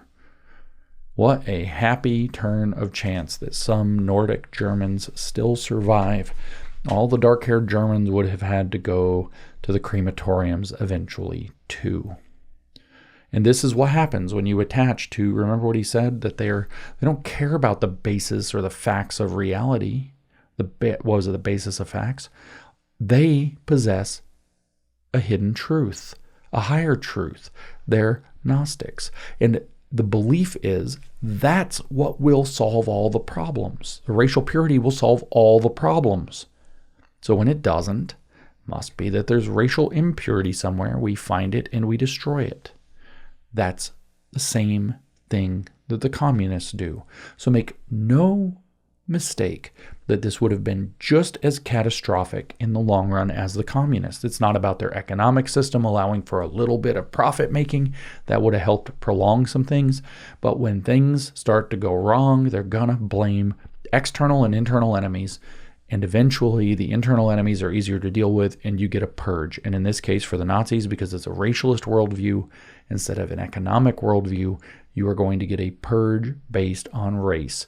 The impure elements will be destroyed. So there would have been more of the same thing. But remember, Hitler earmarked Jews as the worst of all races, and so they were to go first. Previously, Hitler tells us, kind fate has prevented our race's destruction in spite of our ignorance. But now that we understand, we must examine and use this knowledge. Here comes the eugenics. Anyone who talks about a mission of the German people on earth must know that such a mission can only begin by developing a state that sees the preservation and advancement of the noblest surviving element of our race and of all mankind as its primary responsibility. That's 3 times so far that he's said that. He's not joking. It wasn't a one-off comment. This, he says, is the only way that a state can take on a high inner purpose. Compared to the ridiculous slogan that claims a state's only purpose is an assuring peace and good order that allows quiet mutual transactions, again, fungible economic units, so that everyone may dupe everyone else. Yes, jumping away from that nonsense, the responsibility of preserving and advancing a supreme humanity bestowed on this earth by the goodness of the Almighty Himself seems to be a truly exalted mission. So He's got the mandate of heaven, of God Himself to purify the race. So nothing on earth, not the condemnation of His own people, not the inhumanity of it, because future generations, because He's on the right side of history, will judge Him positively. So nobody, not other nations, nobody can tell Him He's doing the wrong thing, because He has the mandate of God Himself to purify the race. And fate, happy fate, allowed there to be pockets of the pure German Nordics left. Doesn't take very many turns of the screw of this ideology till they're the only ones who didn't go into the ovens. From our current lifeless mechanical state, Hitler says, that claims the right to exist for its own sake, it's our managerial neoliberal neoconservative regime or whatever the hell, we must form a living being with the sole purpose of serving a higher idea. Remember in chapter 11 when he said that what he hated about Jews is that they're not idealistic, and therefore because they are a realistic culture of life, if we're honest about them, they don't have this. They don't believe that they are blessed by the mandate of heaven to form a living being, which is the Nazi state, with the sole purpose of serving a higher idea, which is the purification of the racial stock so that it can achieve world domination. What have I left out? Nothing. That's the plan. That's the program. And you think that it wasn't good to stop this crazy monomaniacal program? What would have happened as they conquered other countries? Well, the Muslims call the people dhimmis, but at least they don't kill them all. They let them be slaves or whatever. The Germans would have eventually, the Nazis would have eventually had to purify the race so that only the Nordic German Aryans were left, although he may permit subjects to live for a while until something goes wrong and they have to have a racial purge. He's not going to put up with the Poles. He's not going to let them incorporate. He's not going to bring in the Slavs, the Austrian Slavs even. They're not going to incorporate. So they get to be slaves, and then they get to be killed when something goes wrong because somehow they're contaminating the people with bad racial and internationalist ideas. The German Reich, Hitler says, as a state must include all Germans. It's like education for all with the communists, but it's for all Germans. It must include all Germans and must pursue its duty of gathering and preserving the most valuable racial elements among our people so that they may be raised slowly and surely to a dominant position in the world. See, so they're not going to do it fast, they're going to do it slowly. But do you understand what he's saying? He says we must replace this stagnant state with a period of battle. World War II's coming, baby. As always and everywhere in the world, the saying will still hold, rest not, rust not. Victory is always won by the man who attacks. The greater the goals which are fought for and the less the masses understand them, the greater the ultimate success will be. Let's read Hitler's theory of war one more time. The greater the goals which are fought for, and the less the masses understand them, the greater the ultimate success will be. This is the lesson learned by world history, he says. The prominence, his science of history, right? The prominence of this success is increased if the goal has been formed correctly and the battle is fought with unshakable persistence. It may be more comforting for our present leaders of the state to work for the preservation of an existing condition than to fight for a future one. For them, it is much easier to see the state as a mechanism which exists simply to keep itself alive because their lives, quote, belong to the state, as they are in the habit of saying. They say this as if anything originating in a national state could logically serve They mess that up. They say that as if anything originating in a national state being could logically serve any other purpose than that of the nationality. Again, that's a racial nationality for Hitler. Or as if a man could work for anything except mankind. It is naturally easier to see the state authority as just the formal mechanism of an organization rather than to regard it as the sovereign embodiment of the instinct for self-preservation of a race. Again and again and again he says this. For the weak minds of politicians, the state and state authority are the end in themselves, whereas for us they are just a mighty weapon in the service of a great eternal fight for life. It is a weapon that everyone must adopt, not because it is a mechanism or tool, but because it is the deceleration of our common will to exist.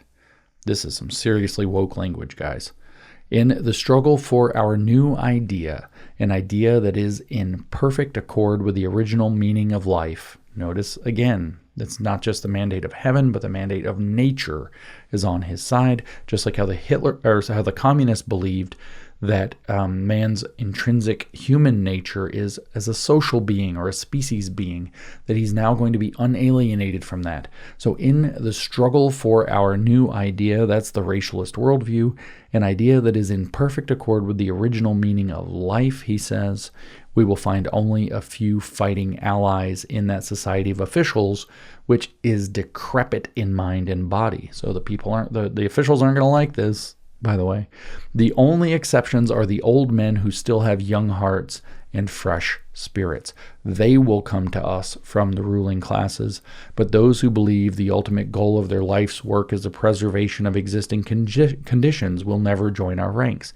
So it's the same thing. It's a revolution against the status quo. It's a progressive movement, as I said repeatedly so far. Isn't this a thrilling Nazi experiment and thrilling episode? I read this reading this is what made me decide to start the podcast series, by the way. I was like, holy smokes, look at this. Wow, okay, that's the whole thing right there. Here we are most of the year later, and I'm finally reading it to you, and I'm like, holy smokes, look at that. There it is. Wow, okay, I digress. Opposing us, Hitler says, is the endless army of the deliberately evil. So everybody who doesn't agree with him is deliberately evil. And even more, the mentally lazy and indifferent. So there's the people who know that they're right, but impose them for evil reasons, and the mentally lazy and indifferent who aren't willing to get it, he says. Then there are those who have an interest in the preservation of the existing situation. There's your kind of Marxist conspiracy theory, the woke stuff, and want to maintain the status quo forever. He literally says that. It is on the obvious hopelessness of our tremendous struggle and the magnitude of our task ahead that we base the possibility of success. The war cry that frightens away or discourages weak spirits is the same call that summons the nature of true warriors. So this is very Nick Fuentes, guys, that it's so desperate will bring in the people who will get it done. We must understand, Hitler says, that if a group of men rise above the apathy of the masses and their total energy and strength is concentrated toward one goal, that these few percent will rise to be the overlords of all. World history is made by small groups when this numerical minority embodies the will and determination of the people as a whole. What may seem like an obstacle to many people is in reality the first condition for our victory.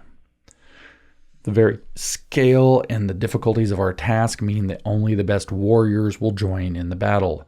This very separation of the strong from the weak is a guarantee of our success. So what he's saying is that because they're taking such a giant moonshot with their crazy movement, that it's going to attract all the best talent and that they'll therefore win.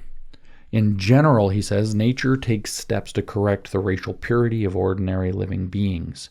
She has little love for mongrels. The products of such crossbreeding, especially the third, fourth, and fifth generations, suffer bitterly.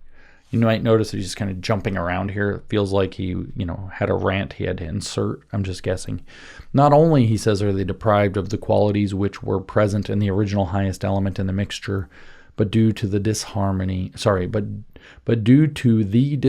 in their blood, they have lost the focus of will and determination that is necessary to live at all. So once you have interracial people, they have disharmony in their blood, therefore they lose the will and focus of determination that's necessary to live at all.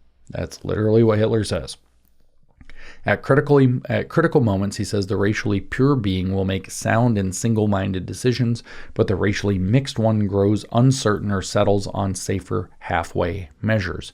This shows that not only does a certain inferiority exist in the racially mixed being as opposed to the racially pure, but also the mixed race being faces the possibility of becoming extinct more rapidly. In countless cases where we see the pure race stand strong while the mongrel breaks down, this is where we see the hand of nature making adjustments, but sometimes she goes even further. She makes some of the offspring sterile, reducing the possibility of further reproduction and preventing further crossbreeds. This ultimately causes their extinction. So just to pause for a little literary theory hypothesis here, I think he was ranting about race, then he'd injected all that shit about battle and the army, and then he's gone back to his rant about race. And this is why this book is really difficult to read, because that literally made no sense. I almost said it when I read it that this doesn't really fit here. Just kind of jumped track to we need to get ready for battle. Now he's talking about race again. And so anyway, I digress. I think that's what's happening. This is a ranty, difficult book to communicate to people because it does crap like this all the time. He says, if an individual member of a given higher race were to breed with one racially inferior, the result would be a being of lower level than the upper race. Again, he is repeating the chapter 11 stuff very clearly. More than this, there would be a weakening of the offspring when compared to the racially pure neighbors who had not intermingled. This is like basically a copy-paste from chapter 11. If more blood mingling with the higher race is completely prevented, the mongrels will constantly interbreed with each other and die out as a result of their reduced resistance to disease, which is nature's wise decision, or over the course of many thousand years they would form a new mixtured race in which the original individual elements 1,000 times crossed would become completely mixed and no longer be recognizable. This would mean the formation of a new race with a new kind of herd resistance, but they would possess considerably less intellectual and cultural ability in comparison with the higher race that took part in the original cross-breeding. Even in this case, the mixed breed product would still be defeated in the struggle for existence as long as a higher and unmixed racial group still existed as an adversary. This, by the way, is not how any of this shit works, but this is what Hitler believed about race.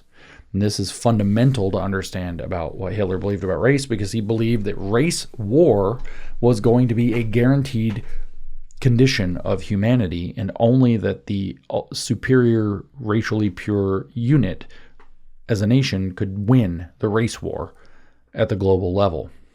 And that's why he keeps saying everybody that's of inferior race will either die out or they'll eventually be conquered by the superior races. So his goal was to build the master superior race that could conquer all the others, and it all fits together.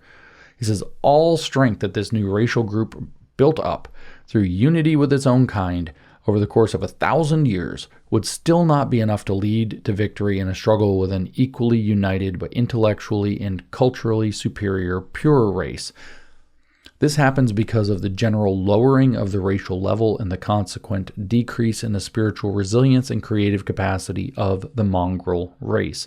Now, I just want to indicate here that, the fact that this is literally like the same thing that the Lord of the Rings talks about with the men of the West, and so, but let's just sidestep that. I just want to point out here that not only is there this belief that there's this constant guarantee of battle, proving that he's an imperialist, that he believes, he's projecting that everybody tries to take over everybody because he wants to take over everybody, although most people eventually do want to take over other people.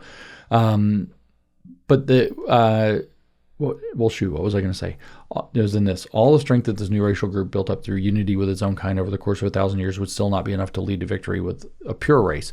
This idea, which is very common in kind of mythological thinking, that things were better and more pure in the past, and therefore newer things are degenerate rather than improvements, is a very common way of mystical thinking. It's very typical of fascism, whereas communism tends not to believe that the older is better. In fact, the older is worse for communism, but the older is better in this kind of mentality. We see this right now actually in the push in religion. This is going to be controversial. People are going to get mad, but there's an obvious attempt to undercut within the Christian belief system Protestantism, and especially dispensational, allegedly newer forms of Protestantism, and go back to more of the original forms, which would be Orthodoxy and Catholicism.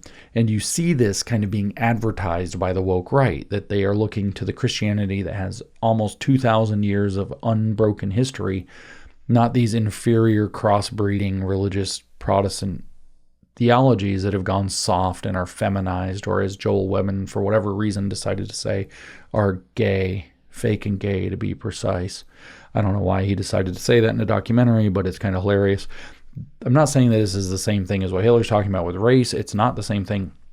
I'm talking about this mentality that older means better. This is also the mentality that the Hermeticists used to claim that they had the most ancient and therefore the best and most undiluted understanding of God.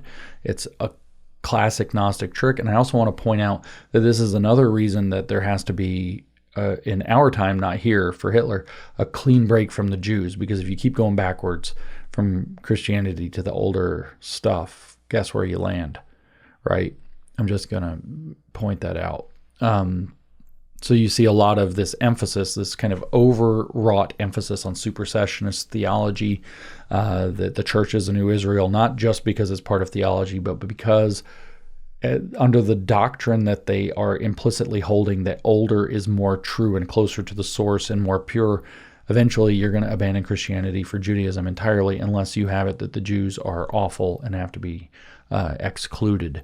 I'm not saying that's a primary motivation, but it's in there lurking, because this logic of older is better has an obvious problem when you know exactly when your belief system started and it sprung from something older that you cannot admit is better. I'm just pointing that out.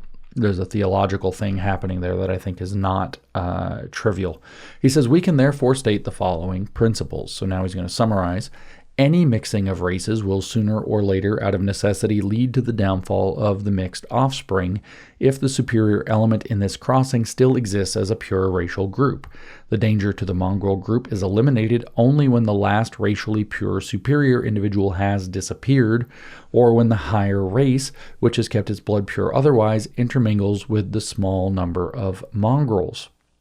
This is the beginning of a slow process of natural regeneration that gradually clears up racial poisoning as long as an element of racially pure beings remain and there's no further blood mixing with lower races. Okay, so you can bring the mongrels back up by interbreeding them with the German Nordics, I guess, but which I'm sure they were going to have programs for it, but you can't keep intermingling in other directions. So they were going to be able to purify and advance the German race this way. I guarantee you there would have been more eugenics applied, like I said earlier. But I want to point out here something very important that's lurking again under the text. The danger to the mongrel group is eliminated only when the last racially pure superior individual has disappeared. Okay, so one of the things that he was already talking about was that only the Aryans have the capacity to produce higher culture, and if there's a great earthquake and all the Aryans died, we'd never have culture again, and the earth would be destroyed and it would be like water and mud. Okay, that's not quite what he said, but it is what he said, that if the Aryans were destroyed, there would never be high culture again because the Aryans alone produce high culture. So he's saying that the options that exist once there's racial intermixing is that, in fact, the superior races will take over or culture will be destroyed. And that's why he makes the argument that this is for the existence of humanity or existence of their race, right? Because all of the human race, actually, this is an existential condition for humanity, because if the Aryans are destroyed, Hitler's belief system is that there will never be high culture again. Okay, so we have that lurking under the surface here. This process, remember, this is the re-elevation of the race by intentionally breeding higher racial beings with lower racial beings without letting them continue to contaminate downward. This process may take, this is Nazi eugenics is what we're reading about, which is a deeper eugenics than pretty much anybody else ever attempted on Earth. This process, he said, may take place on its own among beings with a strong racial instinct who have simply been driven from the path of normal racially pure reproduction by special circumstances or some outside coercive force. When this pressure ceases, however, notice how weird it is to be writing this. This is what his belief system led to. When this pressure ceases, however, the racially pure part that remains will again immediately strive to mate with its equal, and this will put a stop to further intermingling. The mongrel offspring naturally move into the background again, except in a case where their number may already have increased and become so numerous that any serious resistance to mixing on the part of the racially pure survivors is out of the question. The man who has lost his instincts and does not recognize the obligation nature has given him, which is to remain racially pure, cannot hope for any corrective action on nature's part until he restores his lost instincts by clear intellectual awareness. So again, we're having a complete return to man as a racially pure being. Now, it's the same structure as the idealism under communism, but now it's race instead of class. Once he understands, then he must face the task of making the necessary amends by bringing back what was lost. There's a great danger that once a man no longer sees his duty clearly, his duty to live in this natural way, which is the same as a duty to be a socialist, he will continue to tear down the racial barriers until the last remaining shred of his best part is finally lost. So this is what happens if he doesn't wake up to his racial worldview. Then there would be nothing left but a uniform racial mush, which appears to be the ideal sought by our, quote, wonderful world reformers, end quote, today.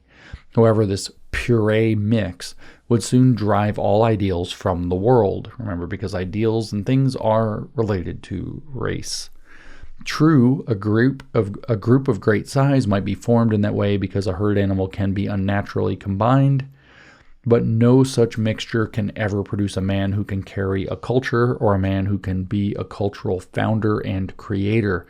The mission of mankind could then be considered at an end. So as I was saying, it's been a while since I read this. That's exactly what I was saying his concern was a few paragraphs up. Anyone, he says, who does not want the earth to approach that condition must accept that this is the task, especially of the German state, to be sure, above everything, that all further bastardization is stopped. The key task of the German state is to stop all racial bastardization. And he says it completely explicitly. So why? Because it's an existential threat to humanity. You're going to lose what makes humanity human, which is the ability to produce the high culture, if we keep letting the bastardization. So the German state, the Nazis, are going to save humanity from itself and its urges that are not in line with its instinctual duty to mate only with its own races.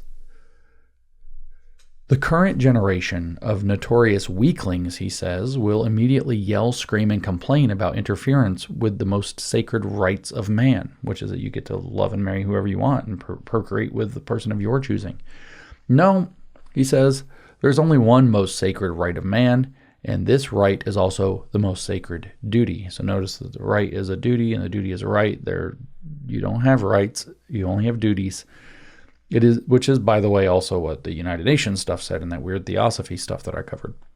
But for Hitler, no, there is only one most sacred right of man, and this right is also the most sacred duty. It is to guard the blood and keep it pure, thus preserving the best part of humanity and giving these human beings the possibility of a more noble development of humanity. A race-based nationalist state will therefore have to first raise marriage from the level of constant racial contamination and to bless it as the institution that is appointed to reproduce mankind in the image of the Lord, not monsters that are half man and half ape. Do I have to add any freaking commentary to that? Like, really?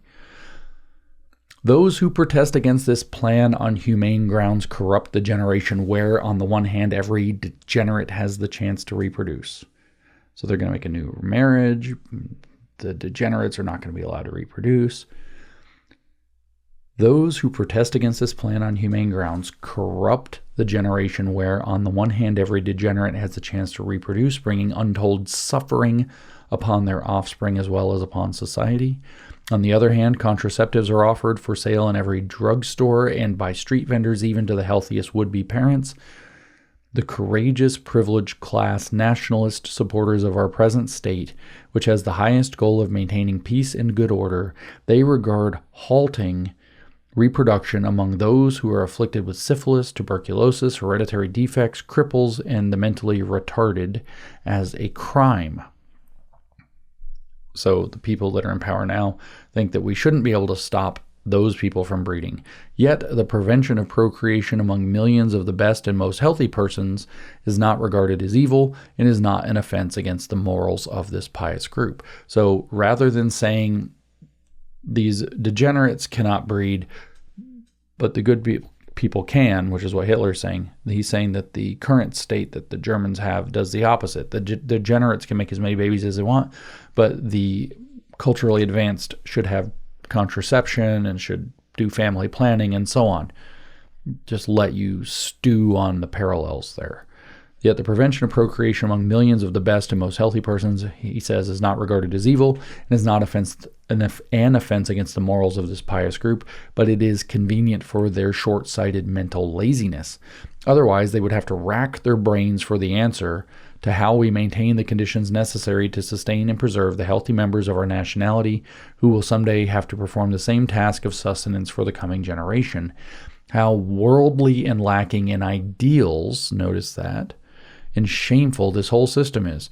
People no longer strive to do their best for the future race, but rather let things just happen. That's literally what it says. People no longer strive to do their best for the future race, but rather let things just happen. Our churches also sin against the Lord's image, and then they turn around only to preach the importance of the Lord's image. Sinning against the Lord's image in this case means allowing interracial marriages. This attitude matches what they are doing. They keep talking about the spirit, but let mankind, the possessor of that spirit, sink into a corrupt and ever lower class. In light of this, people gaze stupidly at how ineffective the Christian faith is in their own country, and at the horrible godlessness of this physically degenerate and spiritually ragged group of riffraff and filthy people.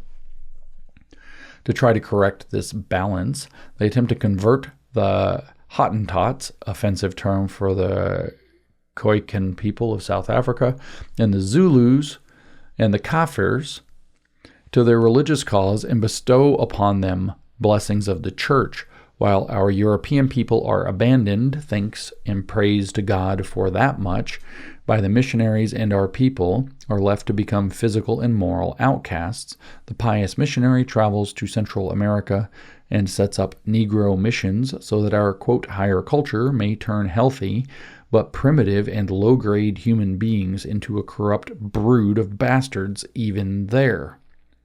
In case you wondered how Hitler felt about these things, it would be more in agreement with the spirit of this world's noblest man, Jesus, if instead of annoying the Negroes with missions that they do not desire and do not understand, our two Christian churches would teach Europe something very important in a kindly but serious way. Teach them that when parents are themselves not healthy and sound, it is more pleasing to God for them to take pity on a healthy little poor orphan and adopt him than it is for these unhealthy parents to bring a sickly child of their own into the world, which would only cause suffering and misery to itself and everyone around it. Just soak that up.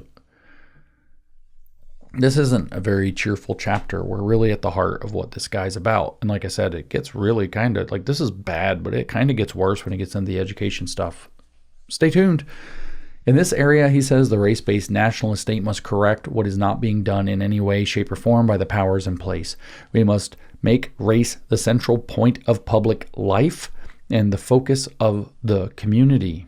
We must take steps that assure the race of our people is kept pure. We must establish the child as the people's most precious possession. We must make certain that only healthy parents have children. There's only one thing that is truly shameful, and that is for the sick and weak to bring children into the world, but even they can reach for the one highest honor, and that is to refrain from giving life to an unhealthy child.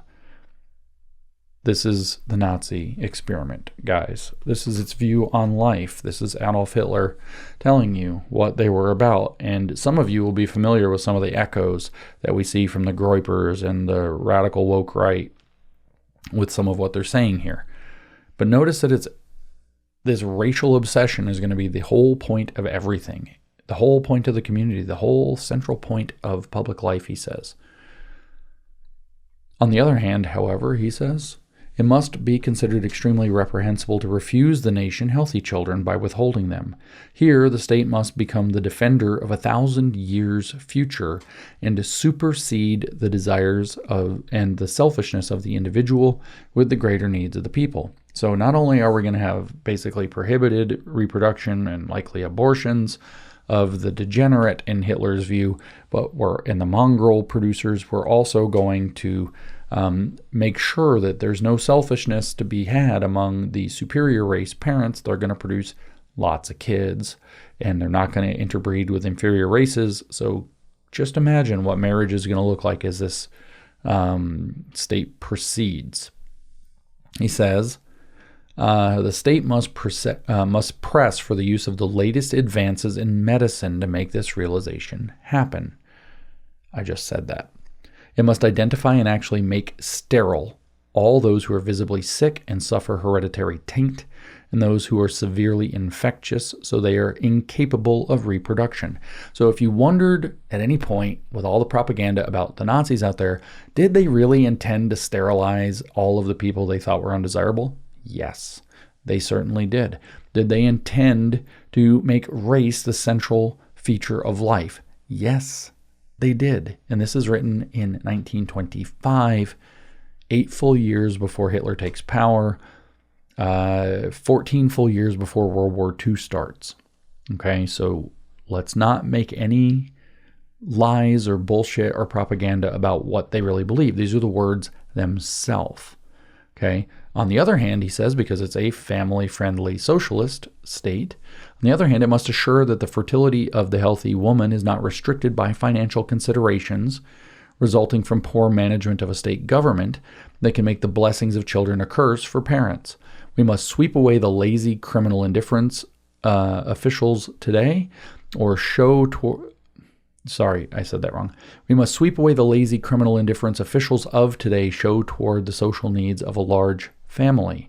Instead, the state must take on the role of supreme protector of this greatest of a people's blessings. Its concern must be devoted to the child more than to the adult.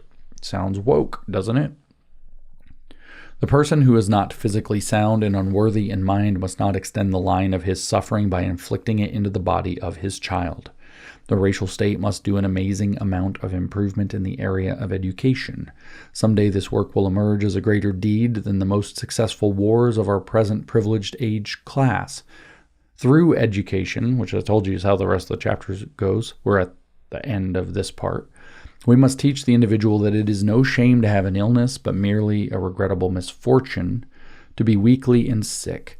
We must also teach them that it is shameful and also a crime to defile this misfortune by giving in to personal selfishness and piling this suffering on innocent beings. That means by having your own kids. It is a symbol of the highest nobility of spirit and admirable humanity for a man who is innocently sick to go without a child of his own, and instead to devote his love and tenderness to a young, poor, and unknown child of our nationality, whose health offers the promise to someday become an energetic member of the community. It is equally contemptible to produce a child whose health promises to someday disease an energetic member of our strong community. In this work of education, the state provides practical assistance to improve the moral quality of our people. The state must act on this education principle without regard for whether the public will understand or misconstrue the message, or even whether or not the public will approve. So that's definitely going to be some totalitarian stuff. I'm trying to figure out if I actually passed. No, I did not. We actually have a little bit more to go because there's some crazy stuff coming up here on this part. Maybe I should have made this its own podcast. I don't know. Where did we go? If physical degenerates, Hitler says, and mental cases were denied the ability and chance to reproduce for just 600 years, it would not only free humanity from a vast misfortune, but would also contribute to an improvement in overall health that today seems almost inconceivable. If the fertility of the nationality's healthiest members is encouraged and brought out through a deliberate and systematic campaign, the result would be a race that has eliminated the present-day germs which cause physical and spiritual decay.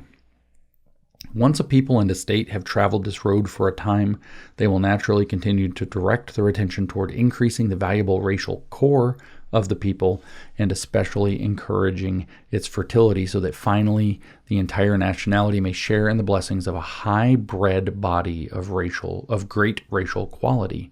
So let me just emphasize, this is all in the chapter titled The State. So he's outlining the duties of the state. Isn't this fun? A state, he says, must not leave the settlement of newly acquired territories to chance, but must instead set down specific rules. It must establish race commissions, which will issue permits for those individuals wishing to settle the new areas. But these permits will be issued based on the racial purity of the individuals. Using this method, border colonies can gradually be formed whose population consists exclusively of those who possess the highest racial purity and are of the highest racial ability. Now you're going to put everybody else into ghettos. These colonies, he says, become a precious national treasure for all of the people. Their growth will fill every individual member of the people with pride and satisfying confidence. After all, these colonies are the final seeds which will be needed for the great future development of its own people and of mankind. So this was tested out in Poland, by the way. I think the Einsatzgruppen probably did quite a bit of that. Our race-based world concept, he says, will eventually succeed in creating a noble age. So we're going to advance humanity to a noble age, where people's primary concern is not the improved breeding of dogs, horses, and cats, but the exaltation of man himself. So we're going to have the improved breeding of man. There you go. It will be an age when one race, with full comprehension of its achievement, will silently sit back while the other races joyfully sacrifice and give for the benefit of the higher race. So there will be one superior race that's so clearly superior and has conquered so thoroughly that it does its own domestic breeding program for itself, and all the other races will be slaves. Willingly, because the race is so high. He says it can't be denied that this is clearly possible in a world where hundreds of thousands upon hundreds of thousands voluntarily take a vow of celibacy under no pressure or obligation other than their willing acceptance of a religious command. So if you'll vow to be celibate in the Catholic Church, to be a priest, obviously you could vow to be celibate to make a higher racial human if you were a Nazi enough. Is the same surrender, he asks, not possible when the religious idea is replaced by the reprimand to end the original sin of race poisoning? Listen to that language, the original sin. You got your not Aristotelian, sorry, your not Aquinas, the other one, Augustinian construct. Sorry, we had a brain fart there. This is long. So here we have the Augustinian construct of original sin being what? Race poisoning. That's what's going to be undone by the racial purification. So is the same surrender not possible when the religious idea is replaced by the reprimand to end the original sin of race poisoning, whose effects last forever, Hitler asks, and to give to the almighty creator beings which are in his own image and return to him that which he himself has made? Doesn't that sound like A, crazy as shit, but B, the communist thing, that we're going to have a complete return of man to himself as a social, that is, human being. But now it's literally return to God, the, I guess, race of Adam or something. True, the pitiful army of our present-day lowbrow leaders will never understand this, Hitler says. They will laugh at it or shrug their stooping shoulders and groan their standard excuse, quote, "That would all be very nice, but it can't be done." Hitler answers, "It could never be done by you. Your privileged-classed world is incapable of accomplishing such an idea. You have only one concern, your personal luxuries, and you only have one God, your money. But we are not speaking to you lowly leaders. We are speaking to the great army of those who are too poor to think that their personal luxury is the key to real happiness in the world, to those who do not see gold as the ruler of existence, but to those who believe in other gods. Above all else, we are speaking to the mighty army of our German youth. They are growing up during a great turning point in history, and their fathers' sins of apathy and indifference will force them to fight for their survival. Someday, German youth will either be the architect of a new racial state, or it will be the last witness to the complete collapse and end of the privileged class world. So that's what I actually wanted to read right there. That last part, you can just let whatever words in that you heard echo. Above all else, we are speaking to the mighty army of our German youth. They are growing up during a great turning point in history, and their fathers' sins of apathy and indifference, okay, boomer, will force them to fight for their survival. Someday, German youth will either be the architect of a new racial state, or it will be the last witness to the complete collapse and end of the privileged class world. So this is our deepest dive yet. I know it's longer than average, but this is our deepest dive yet into the Nazi experiment's worldview and its application to the practical matters of running the German state. This is, I think, other than maybe the stuff in Chapter 11, the clearest expression of what Hitler was about that we've come across. Like I said earlier, this chapter, in fact, this part of this chapter, although some of what remains, it's a very long chapter, it's 40-something pages, that was like 13 of them to give you some idea of how much there is left. The stuff about education contains some real shocking gems, and I'm going to try to figure out how to convey those to you.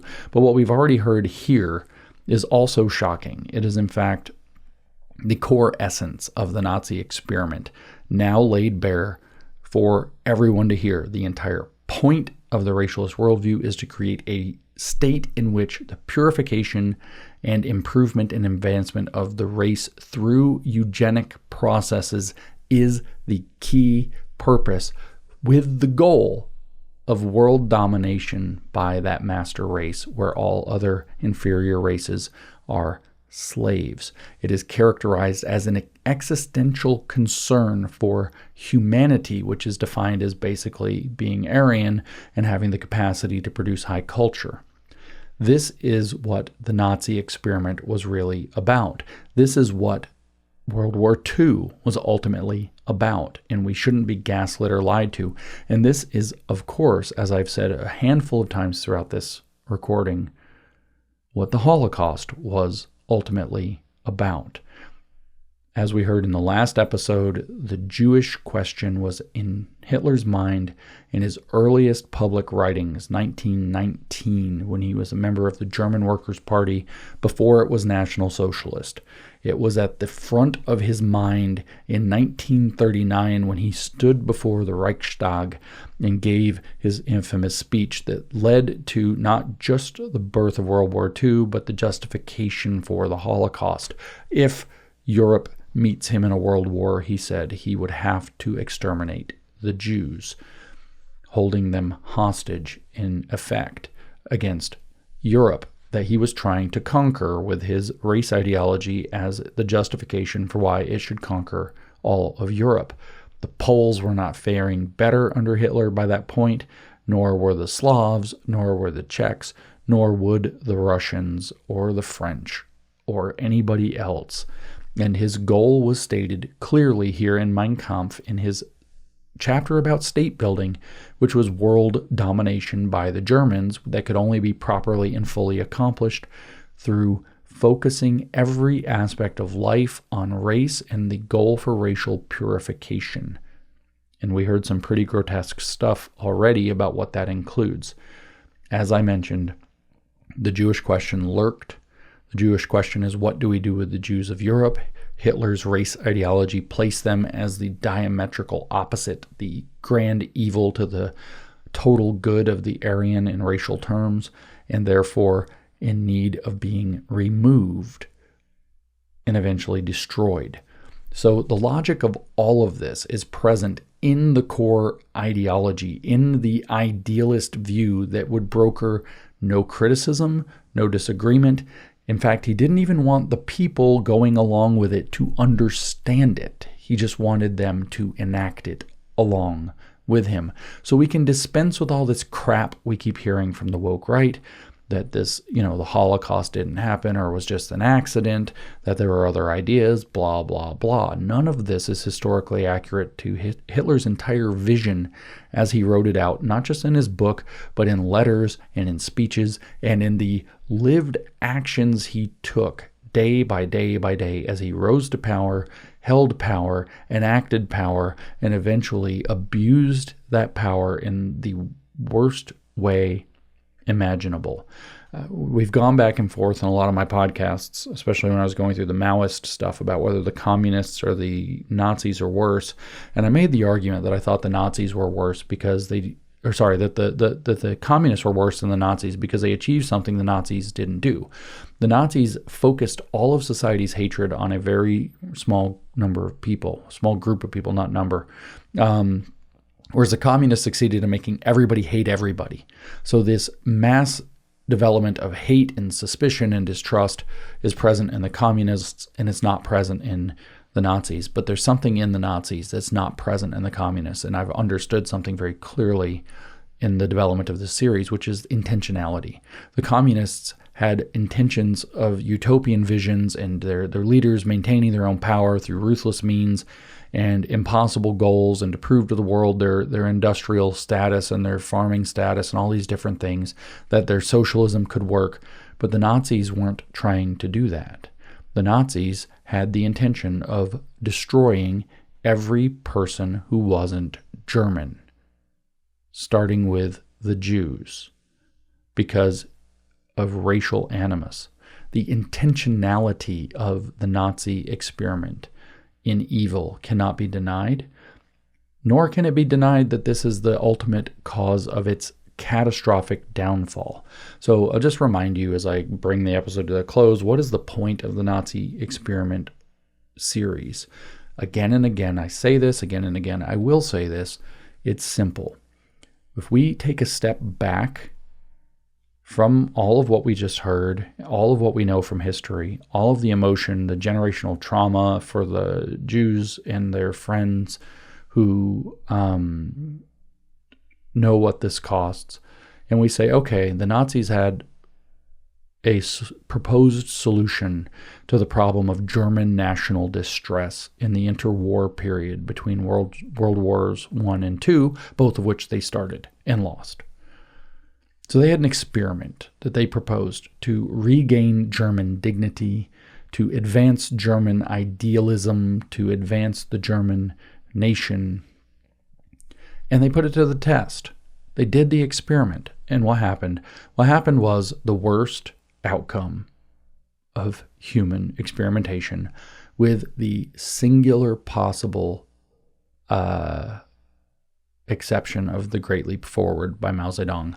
Or maybe we can allow Stalin's Holodomor, which was also intentional. These are kind of pinnacle evils in human history. The Holodomor by Stalin, the Holocaust and World War II by the Nazis, and the Great Leap Forward, which was not intentional. That was total error of hubris, but it also dwarfs both of these others by an order of magnitude in damages, and was completely idiotic. So when we take a look, we take a step back and we look at this experiment, we can conclude only that however bad our circumstances are, that's not a solution. What the Nazis did with their experiment was completely wrong. You are not going to be able to tweak it and make it better. It was fundamentally flawed in a way that created one of the greatest catastrophes of human history.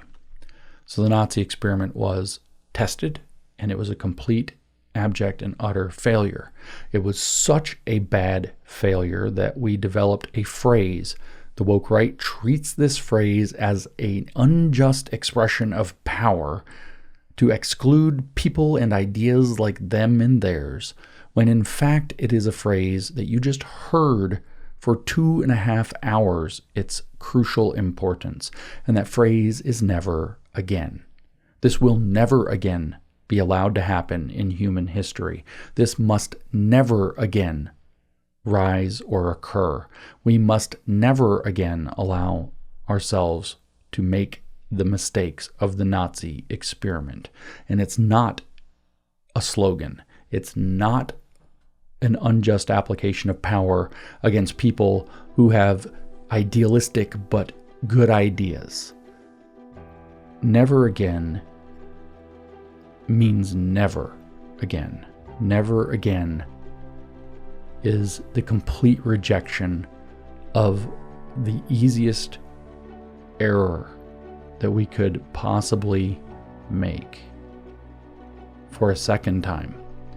And sadly, because of the propaganda, the environment, the frustrations of a lot of our young men, the deliberate manipulation and exploitation of that frustration in our young men, we have to add that the time has come, at least maybe for the first time, maybe there will be more, that never again doesn't just mean never again. Never again is also now.